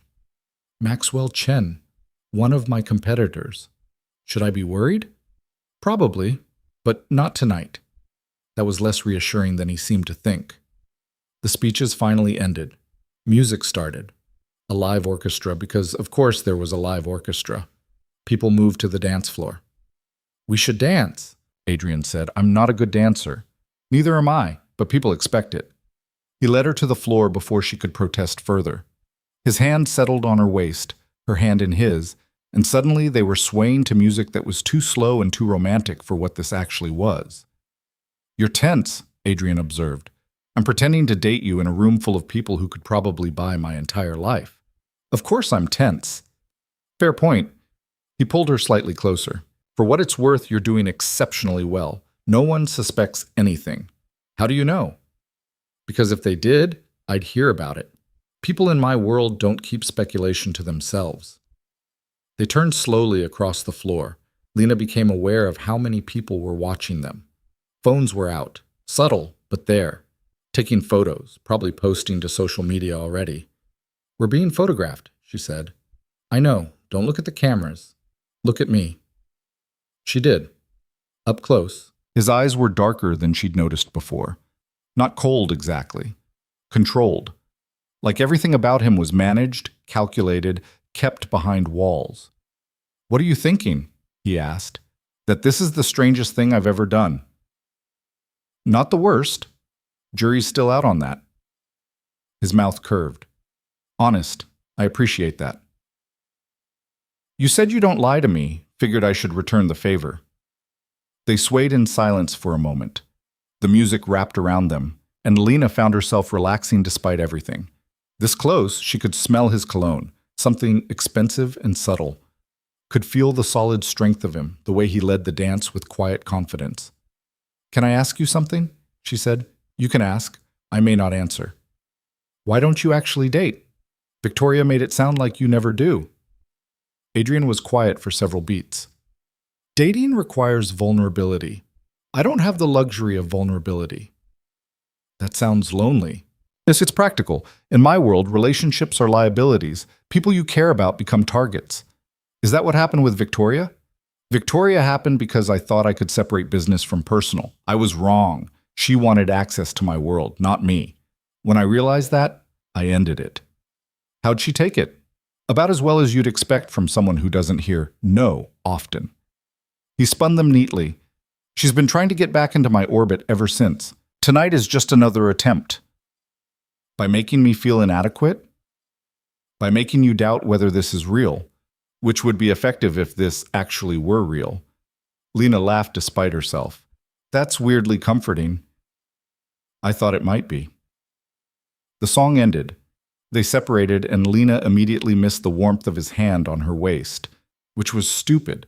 This was fake. A performance. She couldn't let herself forget that.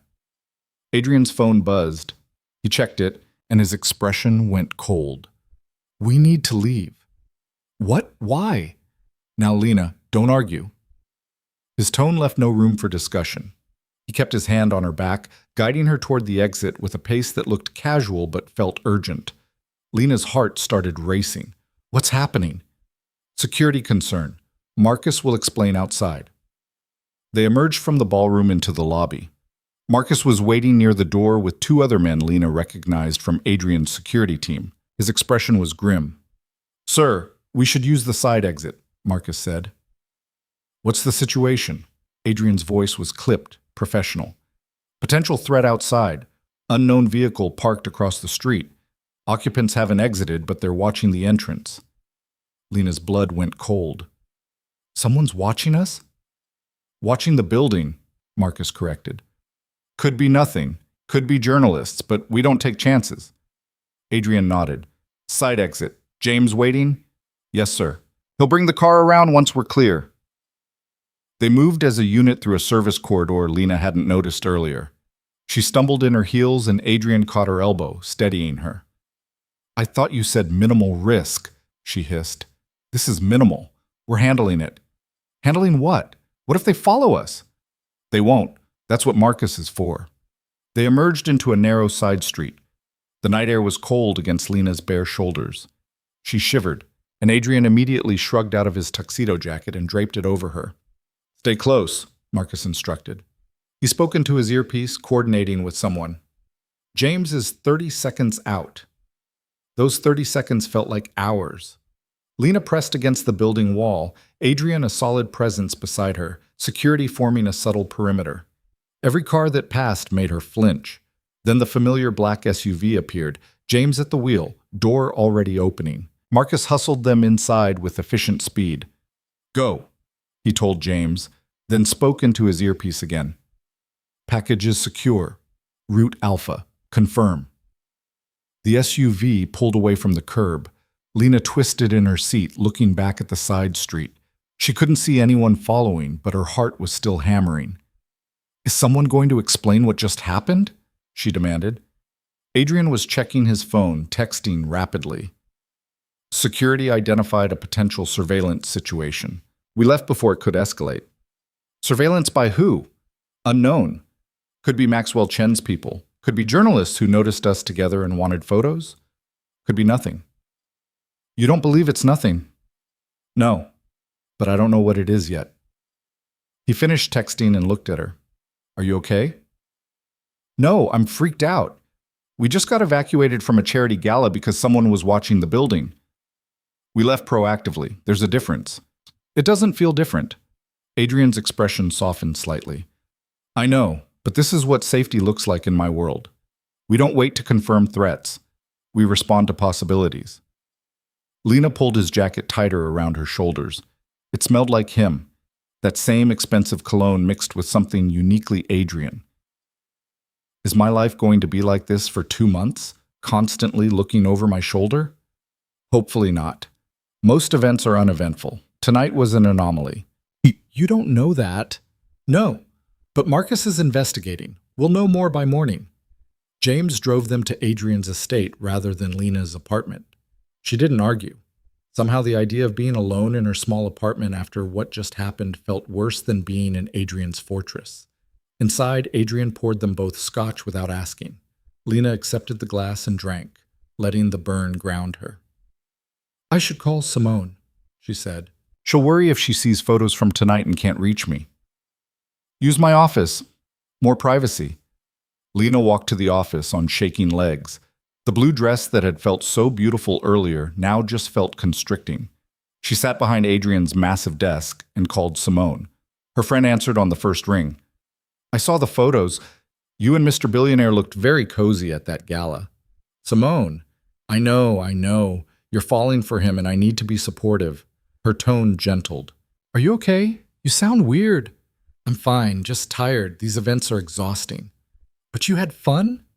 Lena thought about Victoria's cutting remarks, the endless small talk, the way her feet hurt from heels, the panicked evacuation. "Sure, it was interesting." "That's code for something. What happened?" "Nothing bad. I'm just out of my element with all this wealthy people stuff." "You left early though, right? The last photos are from like an hour ago." Of course people were tracking their movements online. Adrian had work stuff come up. We had to go. Work stuff at a charity gala? His life is complicated. Simone was quiet for a moment. "Lena, are you sure about this? About him?" "No." "Yes, I'm sure. I just need to adjust." They talked for a few more minutes before Simone let her go. Lena sat in Adrian's office, surrounded by expensive furniture and the faint smell of leather and scotch, and wondered what the hell she was doing. A soft knock on the door frame made her look up. Adrian stood there, tie loosened, looking more human than she'd seen him all night. "Marcus has preliminary information," he said. "The vehicle outside the gala was a rental, paid with cash. No way to trace it easily. So someone was definitely watching us." "Someone was watching the event. We don't know if we were the specific target. That's not comforting. It's not meant to be. It's meant to be accurate." He leaned against the doorframe. "You can stay here tonight if you prefer. Guest room is made up. Or James can drive you home with a security detail." Lena considered her options. Her empty apartment versus Adrian's fortress estate with professional security. "I should go home. I have work tomorrow." "You're sure?" "I can't hide here every time something spooks me. I'll be hiding for 2 months straight." "Fair point." He straightened. "James will drive you. 2 guards will stay outside your building tonight. Just a precaution." "Guards outside my building. This is my life now." "For 2 months, then it goes back to normal." Lena stood and walked to where he stood. Up close, she could see the tension around his eyes, the tightness in his jaw. Tonight had rattled him too, even if he was better at hiding it. "Thank you," she said, "for getting us out of there, for taking the threat seriously." "I take everything seriously when it comes to safety." "I'm starting to understand that." They stood in the doorway, close enough that Lena could feel the warmth radiating from him. The same closeness they'd had while dancing, but without the audience, without the performance. Adrian reached up and tucked a strand of hair behind her ear. The gesture was gentle, almost tender. "You did well tonight. Before the evacuation. You played the part perfectly." "Oh, it didn't feel like playing by the end." "No," he agreed quietly. "It didn't." The moment stretched between them, heavy with something Lena didn't want to name. Then Adrian stepped back, breaking the spell. "James is waiting. I'll walk you out." The drive back to her apartment was silent. Lena stared out the window, watching the city pass, trying to process everything that had happened. The gala, Victoria's hostility, the evacuation, the way Adrian had looked at her in his office doorway. This was supposed to be simple, a business arrangement, 2 months of pretending in exchange for money that would change her life. But nothing about tonight had felt simple. James pulled up outside her building. True to Adrian's word, another SUV was already parked across the street. 2 men in suits sat inside, obviously security. "They'll be here all night," James said. "If you need anything, they have direct contact with Mr. Voss and Marcus." "Thanks, James." "Miss Carter." He waited until she looked at him. "Mr. Voss takes protection seriously. You're safe." She wanted to believe him. Went upstairs to her apartment and immediately felt the contrast between Adrian's world and hers. The cramped space, the cheap furniture, the water stain on the ceiling. This was reality. The gala had been a dream, except the security guards downstairs were real. The evacuation had been real. The danger was real. Lena changed out of the blue dress and hung it carefully in her closet next to all the other expensive clothes that didn't belong to her normal life. She washed off her makeup and climbed into bed, exhausted but too wired to sleep. Her phone buzzed with a text from Adrian. Marcus traced the rental car to a shell company with connections to Maxwell Chen. He was likely having us watched. Monitoring only, not an active threat. Security will remain outside your building as a precaution. Sleep well. Lena stared at the message. Maxwell Chen, the man Victoria had been talking to at the gala. The competitor Adrian had mentioned with barely concealed concern. She typed back, "Why would he be watching us?" The response came quickly. "Because in my world, information is currency. Knowing who I'm involved with gives him leverage. Don't worry about Chen. He's a problem I'll handle." "How?" "That's not something you need to know. Trust that I will." She should have been reassured. Instead, she felt like she was falling deeper into something she didn't understand. A world where business rivals hired people to watch charity galas, where evacuation protocols were standard procedure, where trust was a commodity more valuable than money. Lena set down her phone and stared at her ceiling. Outside her window, she could see the security SUV parked under a streetlight. Men with weapons sitting in the cold because Adrian Voss wanted her protected. 2 months ago, her biggest worry had been whether Marcus would remember their anniversary. Now she had armed guards outside her building and a fake boyfriend who casually mentioned handling business rivals like it was ordering coffee. She'd signed up for this, agreed to every term in the contract. The money was worth it, she told herself. $75,000 was worth 2 months of discomfort. But lying in her bed with her heart still racing from the evacuation, Lena wondered if she'd miscalculated, if the price of admission to Adrian's world was higher than any dollar amount could justify. Her phone buzzed again. Adrian, you're overthinking. I can tell from here. Despite everything, she smiled. How can you possibly know that? Because I do the same thing, and because you haven't responded in 10 minutes, which means you're spiraling. I'm not spiraling. You're definitely spiraling. Here's what you need to know. Tonight was unusual. Most events won't end with evacuations. Chen was being nosy, not threatening. You're safe. Go to sleep. Easy for you to say. You're used to this. I'm used to the danger, not to worrying about someone else being in it. That part is new. Lena read the message 3 times, trying to decode what he meant. Before she could respond, another text came through. That was too honest. Forget I said it. Good night, Lena. She smiled at her phone like an idiot. This was bad. She was starting to like him. Actually like him, not just tolerate him for the money. That wasn't part of the contract. She forced herself to set down the phone and close her eyes. Tomorrow she'd wake up and go back to being a freelance designer who happened to have a fake billionaire boyfriend. Tonight had been an anomaly. Everything would go back to being manageable. She almost believed it. But as she drifted off to sleep, Lena's last conscious thought wasn't about the money or the contract or the security guards outside. It was about the way Adrian had looked at her in his office doorway, like she was something more than a convenient solution to a problem. Like she was someone worth protecting. And that scared her more than any surveillance car ever could. The week after the gala passed in a strange blur of normalcy, punctuated by moments that reminded Lena her life had fundamentally changed.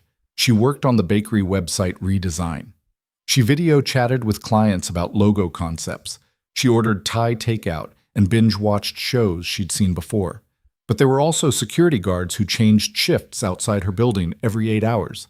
Daily check-in texts from Marcus. A news alert on her phone showing photos from the gala with headlines speculating about Mystery Woman on Adrian Voss's arm. Simone had sent her the article with 17 exclamation points.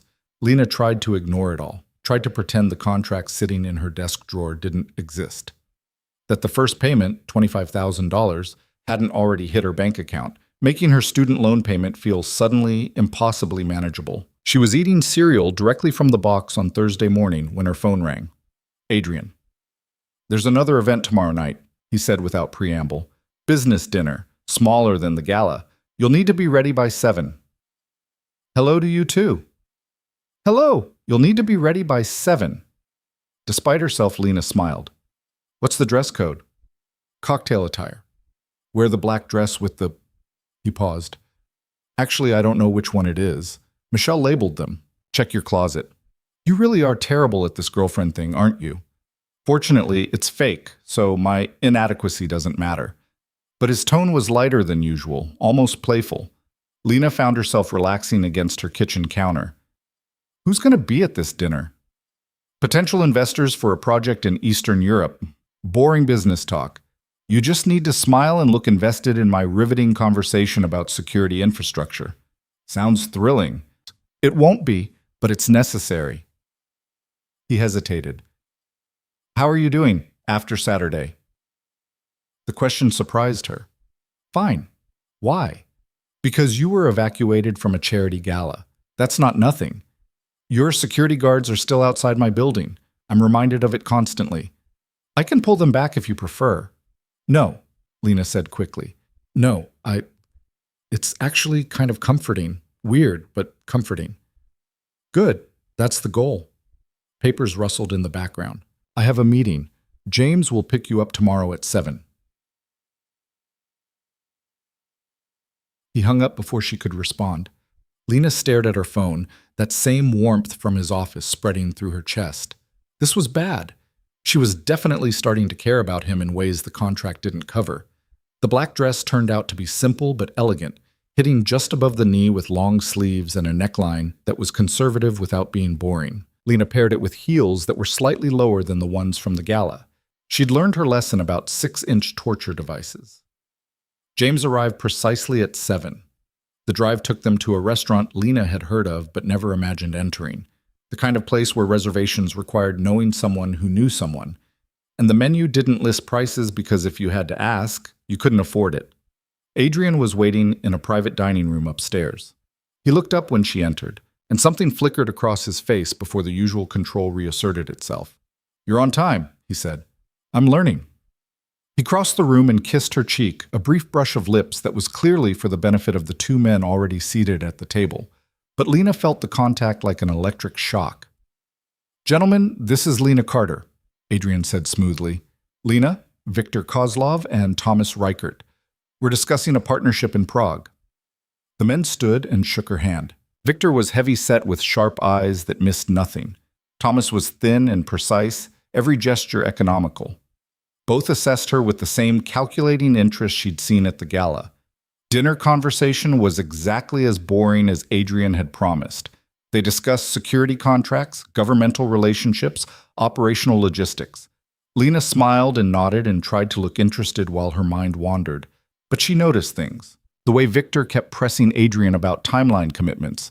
The way Thomas redirected whenever Victor got too aggressive. The subtle tension underlying the polite business discussion. Halfway through the main course, her phone vibrated in her purse. She ignored it. 30 seconds later, it vibrated again. Then again. "Excuse me," she murmured, pulling it out under the table. 3 texts from Marcus. "Leave the restaurant. Now, don't make a scene. Tell Voss you're not feeling well. Exit through the kitchen. Car waiting in the alley."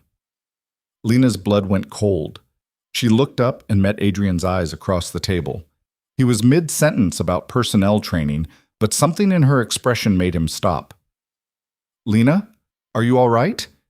She stood carefully, keeping her voice light. "I'm sorry. I'm not feeling well. Must have been something I ate earlier, if you'll excuse me." Adrian stood immediately. "I'll walk you out." "No, please, continue your meeting. I'll just catch a car home." Victor frowned. "We can reschedule if—" "Absolutely not. This is important." Lena forced a smile. "Just a headache. Please, continue." She walked out of the private dining room on legs that wanted to shake, found a waiter in the hallway and asked directions to the restroom, then veered toward the kitchen instead. The kitchen was chaos. Chefs shouting, pans clanging, heat and noise overwhelming.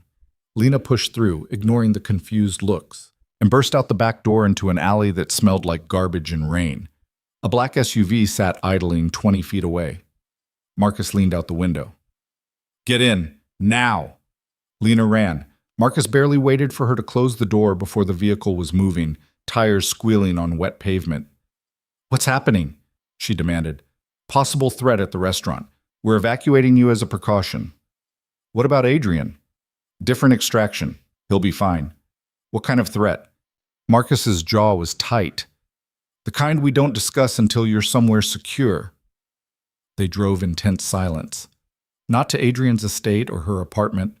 Somewhere new.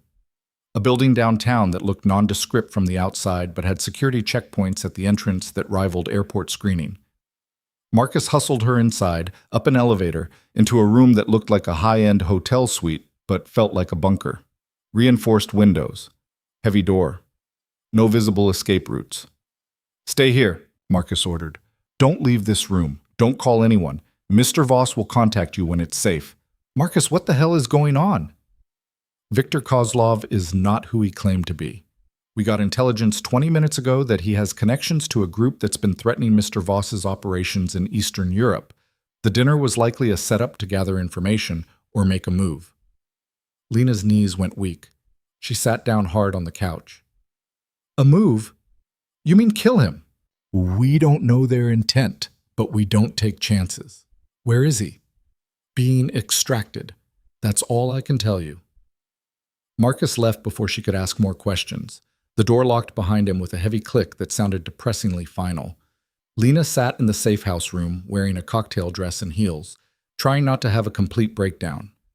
This was real. Actually real. Someone had potentially tried to hurt Adrian tonight, and she'd been sitting right there, smiling and nodding like nothing was wrong. Her phone rang. Adrian. Are you okay?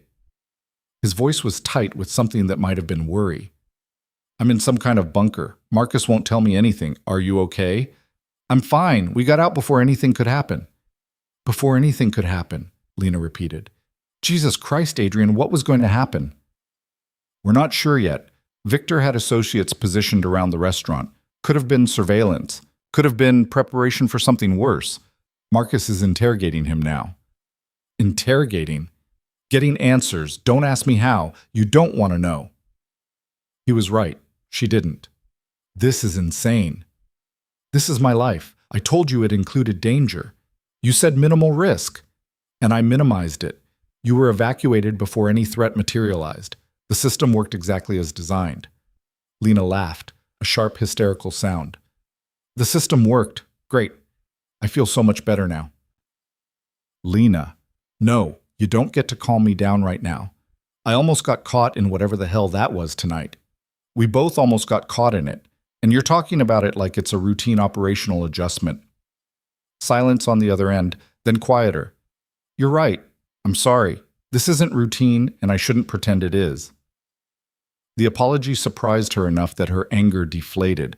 Are you really okay? Physically, yes. Mentally, I'm furious that someone got close enough to make a move, but that's not your concern.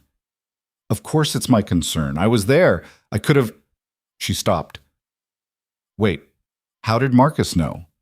How did he find out in time? We had someone monitoring Victor's communications. When chatter increased during dinner, Marcus made the call to evacuate. You were monitoring him the whole time? You knew he might be dangerous, and you still took me to that dinner? I knew there was a possibility, small but real. And yes, I still asked you to come because backing out would have confirmed we suspected something. This was the safer play. Using me as bait is the safer play? You were never bait. You were protected every second, including right now in a safe house that's more secure than most government facilities. Lena stood and paced the room. I can't do this. This is too much. You can leave. Contract has the early termination clause. You'd still get the payment for what you've already done. The offer hung between them. Lena could walk away, take the money she'd already earned and go back to her normal life. No more galas, no more evacuations, no more safe houses, no more Adrian. That thought stopped her cold. How long do I have to stay here? She asked instead of answering. Tonight at minimum. Marcus needs to confirm we've neutralized the threat. Could be longer. I don't have clothes, toothbrush, anything. There's supplies in the bathroom, clothes in the closet. This room is stocked for extended stays. Of course it was, because this was Adrian's world, where safe houses came fully equipped for sudden evacuations. I need to think, Lena said. Take your time. I'll be here when you're ready to talk. He hung up. Lena explored the safe house suite because sitting still felt impossible. Found the bathroom stocked with toiletries, the closet full of generic clothes in various sizes, the mini fridge containing water and protein bars. Everything you needed if your life went sideways in a hurry. She changed out of the cocktail dress into sweatpants and a t-shirt, washed her face, sat on the bed and tried to think logically about her options. Option 1. Terminate the contract. Walk away. Go back to her apartment and her freelance work and her student loans. Be safe. Be normal. Never see Adrian Voss again. Option 2. Stay. Keep pretending. Risk more nights like tonight where she might not be so lucky. Except that danger was part of the package. The smart choice was obvious. But Lena's mind kept circling back to the way Adrian had looked when she'd stood up from dinner. The immediate concern in his eyes, the protective instinct that had made him offer to leave his own business meeting. The way he'd said, I'm furious that someone got close enough to make a move like her safety mattered more than his own. She picked up her phone and texted him. I'm not backing out. The response came immediately. You're sure? No, but I'm doing it anyway. Why? Lena stared at the question. Why was she staying? For the money? That was the original reason, but it felt insufficient now. For the thrill? She wasn't an adrenaline junkie. For Adrian? That scared her most of all, because I said I would. and because walking away feels wrong. Even after tonight, especially after tonight, if I leave now, it feels like they win, whoever they are. This time the response took longer. That's a terrible reason to stay, probably, but it's mine. Her phone rang, Adrian again. You're staying because of pride, he said when she answered. Pride, stubbornness, stupidity, take your pick. Lena, this isn't a game. Tonight proved that. People in my world don't make empty threats. I know. I was there, remember? Then you understand why this is a bad idea. You're trying to talk me out of staying? You're the one who wrote the contract. That was before tonight made the risks concrete instead of theoretical. He exhaled, a sound of frustration. I don't want you getting hurt because of me. Then don't let me get hurt. You're good at protection, right? Prove it. That's not how this works. Then how does it work, Adrian? Because from where I'm sitting, you either want me to stay or you don't. Make up your mind. Silence stretched. Lena could hear him breathing, could picture him in some other safe location, jaw tight, control slipping. I want you to stay, he said finally, but I want you safe more. Those aren't mutually exclusive. In my experience, they usually are. Lena leaned back against the headboard. What happened to make you so convinced that caring about people means putting them in danger? Reality, experience, a lifetime of watching people I care about become targets because of their proximity to me. Like Victoria? Victoria used me to climb social ladders. That's different. Is it? Or are you just telling yourself that so you don't have to admit you cared about her and it ended badly? Psychology from the woman hiding in a safe house because of my business rivals. That's rich. I'm not hiding, I'm waiting. There's a difference. He laughed, short and sharp. You're impossible. I'm learning from the best. More silence. But it felt different now. Less tense. Almost companionable. Get some sleep, Adrian said. Marcus will update you in the morning. What about you? I'll be dealing with Victor and making sure this doesn't happen again. Adrian. She waited until she was sure he was listening. Be careful. I'm always careful. Be more careful than usual. Why, Lena Carter, are you worried about me? Shut up. But she was smiling when she said it, and she suspected he knew. Lena fell asleep in the safe house bed, still wearing sweatpants that weren't hers, in a room designed for people running from danger. She dreamed of dinner tables and evacuation routes, and a man with dark eyes who pretended he didn't care about anything. Morning came with a knock on the door. Marcus stood in the hallway holding coffee and a bag from a bakery. Mr. Voss thought you might be hungry, he said. Lena accepted both. Is it over? The threat? Neutralized. Viktor Kozlov is no longer a concern. Neither are his associates. She didn't ask what neutralized meant. Can I leave? Mr. Voss asked if you'd meet him at the estate. He wants to discuss last night. An hour later, Lena sat in Adrian's office again. He looked tired, like he hadn't slept. His tie was loose, sleeves rolled up, hair slightly disheveled. More human than she'd ever seen him. Victor was working for Maxwell Chen, Adrian said without preamble. The dinner was a setup to gather intelligence about our Eastern European operations. When he realized we were onto him, he panicked. That's when the threat escalated. What happened to him? He's alive, cooperating with authorities. The associates have been dealt with. Chen will face consequences through legal channels. Legal channels, that's vague. Intentionally so. Adrian leaned forward. Lena, I need to know if you're actually staying or if you're just being stubborn. Can it be both? This isn't funny.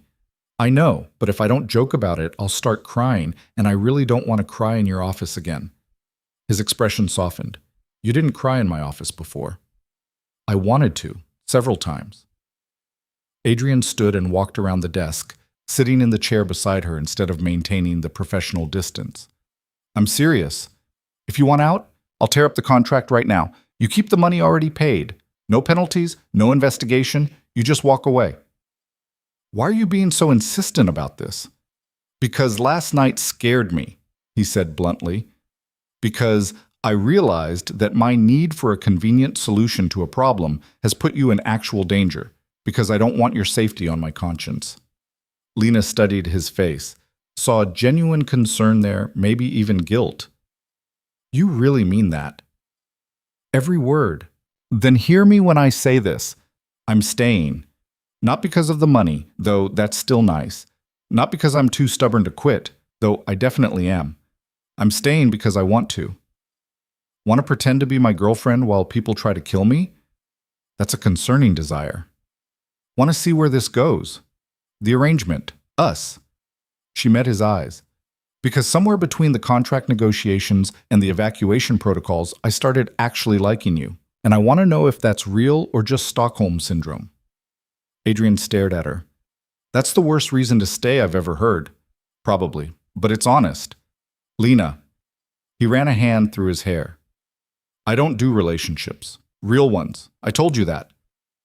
I know, but you also said dating requires vulnerability and you don't have that luxury. Maybe that was true before. Maybe it's not anymore. What changed? You told me you were furious that someone got close enough to threaten me. You evacuated me before I even knew there was danger. You're trying to release me from a contract that benefits you because you're worried about my safety. She leaned closer. That's not someone who can't be vulnerable. That's someone who's scared of it. Amateur psychology again. Am I wrong? He didn't answer immediately, just looked at her with an expression she couldn't quite read. Then, slowly, he reached out and tucked a strand of hair behind her ear, the way he had at the gala. No, he said quietly. You're not wrong. The admission hung between them, heavy with implications neither seemed ready to examine too closely. So what do we do? Lena asked. I don't know. I've never been in this situation before. The situation where your fake girlfriend wants to be your real girlfriend. That's putting it bluntly. I'm learning from you, remember? You don't lie to me. I'm returning the favor. Adrian's hand was still near her face. His thumb brushed her cheekbone, a gentle touch that made her breath catch. If we do this, actually do this, it's still dangerous. That doesn't change. I know. People will still target you because of me. I know. You could still get hurt. Adrian? She caught his hand. I could get hurt crossing the street. Life is risk. At least this risk comes with really good security. He laughed despite himself. You're insane. We've established that. She squeezed his hand. So what do you say? Want to try this for real? The contract. Rip it up. I don't want your money if this is real. You need the money. Your student loans will still be there whether we're fake dating or real dating. I'll manage. Lena, that's not practical. She kissed him, cut off his objections with her mouth on his, hands tangling in his hair, every ounce of frustration and fear and want pouring into the contact. For half a second, Adrian froze. Then he kissed her back with an intensity that made the gala dance feel like nothing. His hands found her waist, pulled her closer, and Lena forgot about contracts and money and danger. There was just this, the taste of him, the warmth, the way her heart was racing for entirely different reasons than fear. They broke apart breathing hard. Adrian's control had completely shattered. He looked at her like she was something precious and terrifying in equal measure. That was not part of any contract, he said. No, it was just me, being honest about what I want. Which is? You. Actually you. Not the performance or the arrangement. Just Adrian Voss, the man who remembers 17-minute conversations from 6 months ago and who gets furious when someone threatens people he cares about. I don't know how to do this, he admitted. The real relationship thing. I'll probably be terrible at it. Good. I'm terrible at it too. We can figure it out together. Adrian kissed her again, slower this time. When they separated, he was almost smiling. This is a monumentally stupid decision. Probably, but it's ours. Over the next month, Lena learned what real dating looked like in Adrian's world. It looked like dinner at his estate instead of restaurants because he was paranoid about public spaces. Movie nights where he checked his phone every 5 minutes for security updates. Lazy Sunday mornings interrupted by emergency calls from Marcus. But it also looked like Adrian teaching her self-defense moves in his home gym. Late-night conversations where he told her about his childhood, his rise in the security industry, the choices that had made him who he was. Quiet moments where his walls came down and she saw the man behind the control. Simone was suspicious until she met him properly at a double date Lena orchestrated. By the end of the night, even Simone had to admit he wasn't the monster she'd feared. "He actually laughs at your terrible jokes," Simone said later. "That's either true love or excellent acting." "It's real," Lena said, and meant it. The security threats didn't disappear. There was another incident 3 weeks into their real relationship. A suspicious package delivered to Adrian's office that turned out to be a false alarm but still required evacuation. Lena was getting disturbingly good at emergency protocols, but there were also moments of normalcy. Adrian coming to her apartment and complaining about the water stain on her ceiling, then having it fixed without asking. Lena dragging him to a food truck festival where he looked completely out of place but ate tacos gamely. Learning each other's quirks, frustrations, the small details that made them human. 2 months after the contract would have ended, they were in Adrian's kitchen making breakfast when Lena's phone buzzed. A bank notification. The final payment, $25,000, deposited in her account. She showed Adrian the notification. "You kept paying me. The contract stipulated payments over 2 months. We're at 2 months. But we're not fake dating anymore." "No. But you still attended events with me, dealt with security incidents, earned the compensation." He cracked eggs into a pan. "Besides, I'm obscenely wealthy, and you have student loans. Consider it back pay for tolerating my terrible relationship skills." "You're getting better at the relationship skills. You're a generous grader." Lena wrapped her arms around him from behind, pressing her face against his back. "Thank you." "For what?" "For being terrible at this in the best way possible. For trusting me with the real you. For not letting me walk away when I was scared." Adrian turned in her arms, tilting her chin up. "Thank you for sending that text to the wrong number." Most expensive drunk text in history. Best mistake either of us ever made. He kissed her, slow and deep, and Lena thought about the terrified woman who'd sat on her bathroom floor 2 months ago, who'd sent an angry message to the wrong person and accidentally changed her entire life. She'd been furious about Marcus cheating, humiliated, heartbroken. Now she could barely remember what that felt like, because that wrong number had led her here, to a man who infuriated and fascinated her in equal measure, to a relationship that defied logic and probability, to a life that was dangerous and unpredictable and somehow exactly what she needed. "I love you," she said. Hadn't planned to. The words just came out. Adrian froze. "What?" "I love you. I know it's fast and probably crazy and definitely not practical, but I do. And you don't have to say it back. I just needed you to know." He stared at her for a long moment, then quietly, "I love you too. Have for weeks." Didn't know how to say it. That was a pretty good start. "I'm serious, Lena. I love you, and it terrifies me because everyone I love becomes a target, but I can't seem to stop myself." "Then don't stop. We'll handle the targets together." "That's not how protection works." "Then we'll change how it works." "I'm not going anywhere, Adrian. You're stuck with me." "Is that a threat?" "It's a promise." He kissed her again, and Lena felt the last pieces of fear dissolve. This wasn't the safe choice, wasn't the practical one, but it was real, messy and complicated and completely imperfect, just like them. 3 months later, Lena moved into Adrian's estate. Not because he asked, but because her apartment's lease was up and she was spending all her time there anyway. Marcus helped her move, which was surreal until she remembered that Marcus had seen her at her worst and didn't judge. 6 months later, Adrian surprised her with a small office space near his estate for her design business, with better internet than her apartment had ever had, and a view that didn't include water stains. "You're trying to keep me close," she accused. "I'm trying to give you space to work without constantly worrying about your safety. The proximity is a bonus." "You're such a liar." "Only about small things, never about the important stuff." A year after that wrong number text, they attended another charity gala, the same venue where Lena had worn the blue dress and pretended to be Adrian's girlfriend. This time, she wore red. And she wasn't pretending. Victoria was there. She approached them with the same sharp smile, but it didn't have the same effect anymore. "Adrian, Lena, how lovely to see you both still together." "Victoria, Adrian said neutrally. A year now, isn't it? I'm impressed.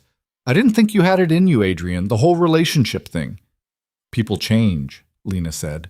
So I see. Victoria's smile didn't waver. Well, I'm happy for you both, truly. She walked away and Adrian squeezed Lena's hand. That was civil. She hates me less now that she realizes I'm permanent. Are you permanent? Lena looked up at him, at the man who'd started as a terrifying stranger and become her whole world. Do you want me to be? More than anything. 2 years after the wrong number text, Adrian proposed, not in public, not at a fancy restaurant. In his office, where they'd negotiated the contract that changed everything. He got down on one knee and pulled out a ring and said, "This is probably a terrible idea, but I'd like to spend my life making terrible ideas with you. Marry me?" Lena said yes before he finished the sentence. They married small, just close friends and family. Simone cried. Marcus gave a speech about operational security that somehow turned touching. James drove them to the reception in the same SUV that had picked Lena up from her apartment that first night. Standing next to Adrian, surrounded by people who'd become family, Lena thought about that drunk text. The anger and heartbreak that had led her to grab the wrong contact. The cosmic accident that had connected her to a man she never should have met. Sometimes the worst mistakes led to the best outcomes. Sometimes sending a death threat to a stranger at midnight opened doors you didn't know existed. Sometimes the terrifying leap into the unknown turned out to be exactly where you were supposed to land. Adrian kissed her as the sun set through floor-to-ceiling windows. Lena kissed him back, tasting champagne and promise and future. This wasn't the life she'd planned, wasn't the safe, predictable path she'd imagined. It was so much better, because she'd learned that safety wasn't about avoiding risk. It was about finding someone worth taking risks for. Someone who'd protect you, but also let you be brave. Someone who saw your worst moments and loved you anyway. "What are you thinking?" Adrian asked against her lips. "That I should drunk text the wrong number more often." "Please don't. My security team's blood pressure can't take it." "Fair point." She wrapped her arms around his neck. "How about I just keep you instead?" "Deal." They danced as evening turned to night, surrounded by people they loved, building a life that defied every odd. And somewhere in the universe, probability and chance and pure dumb luck smiled at the chaos they'd created. Because that's what love was, in the end. A beautiful accident, a wrong number that turned right, a death threat that became a marriage proposal. Lena Carter had sent the worst text of her life to Adrian Voss, and he'd responded by giving her the best life she could have imagined. Some mistakes weren't mistakes at all. They were just destiny wearing a disguise. And as Adrian spun her across the dance floor, Lena silently thanked her past self for being drunk enough, angry enough, and careless enough to hit the wrong contact. Best mistake she'd ever made. The only one she'd never regret.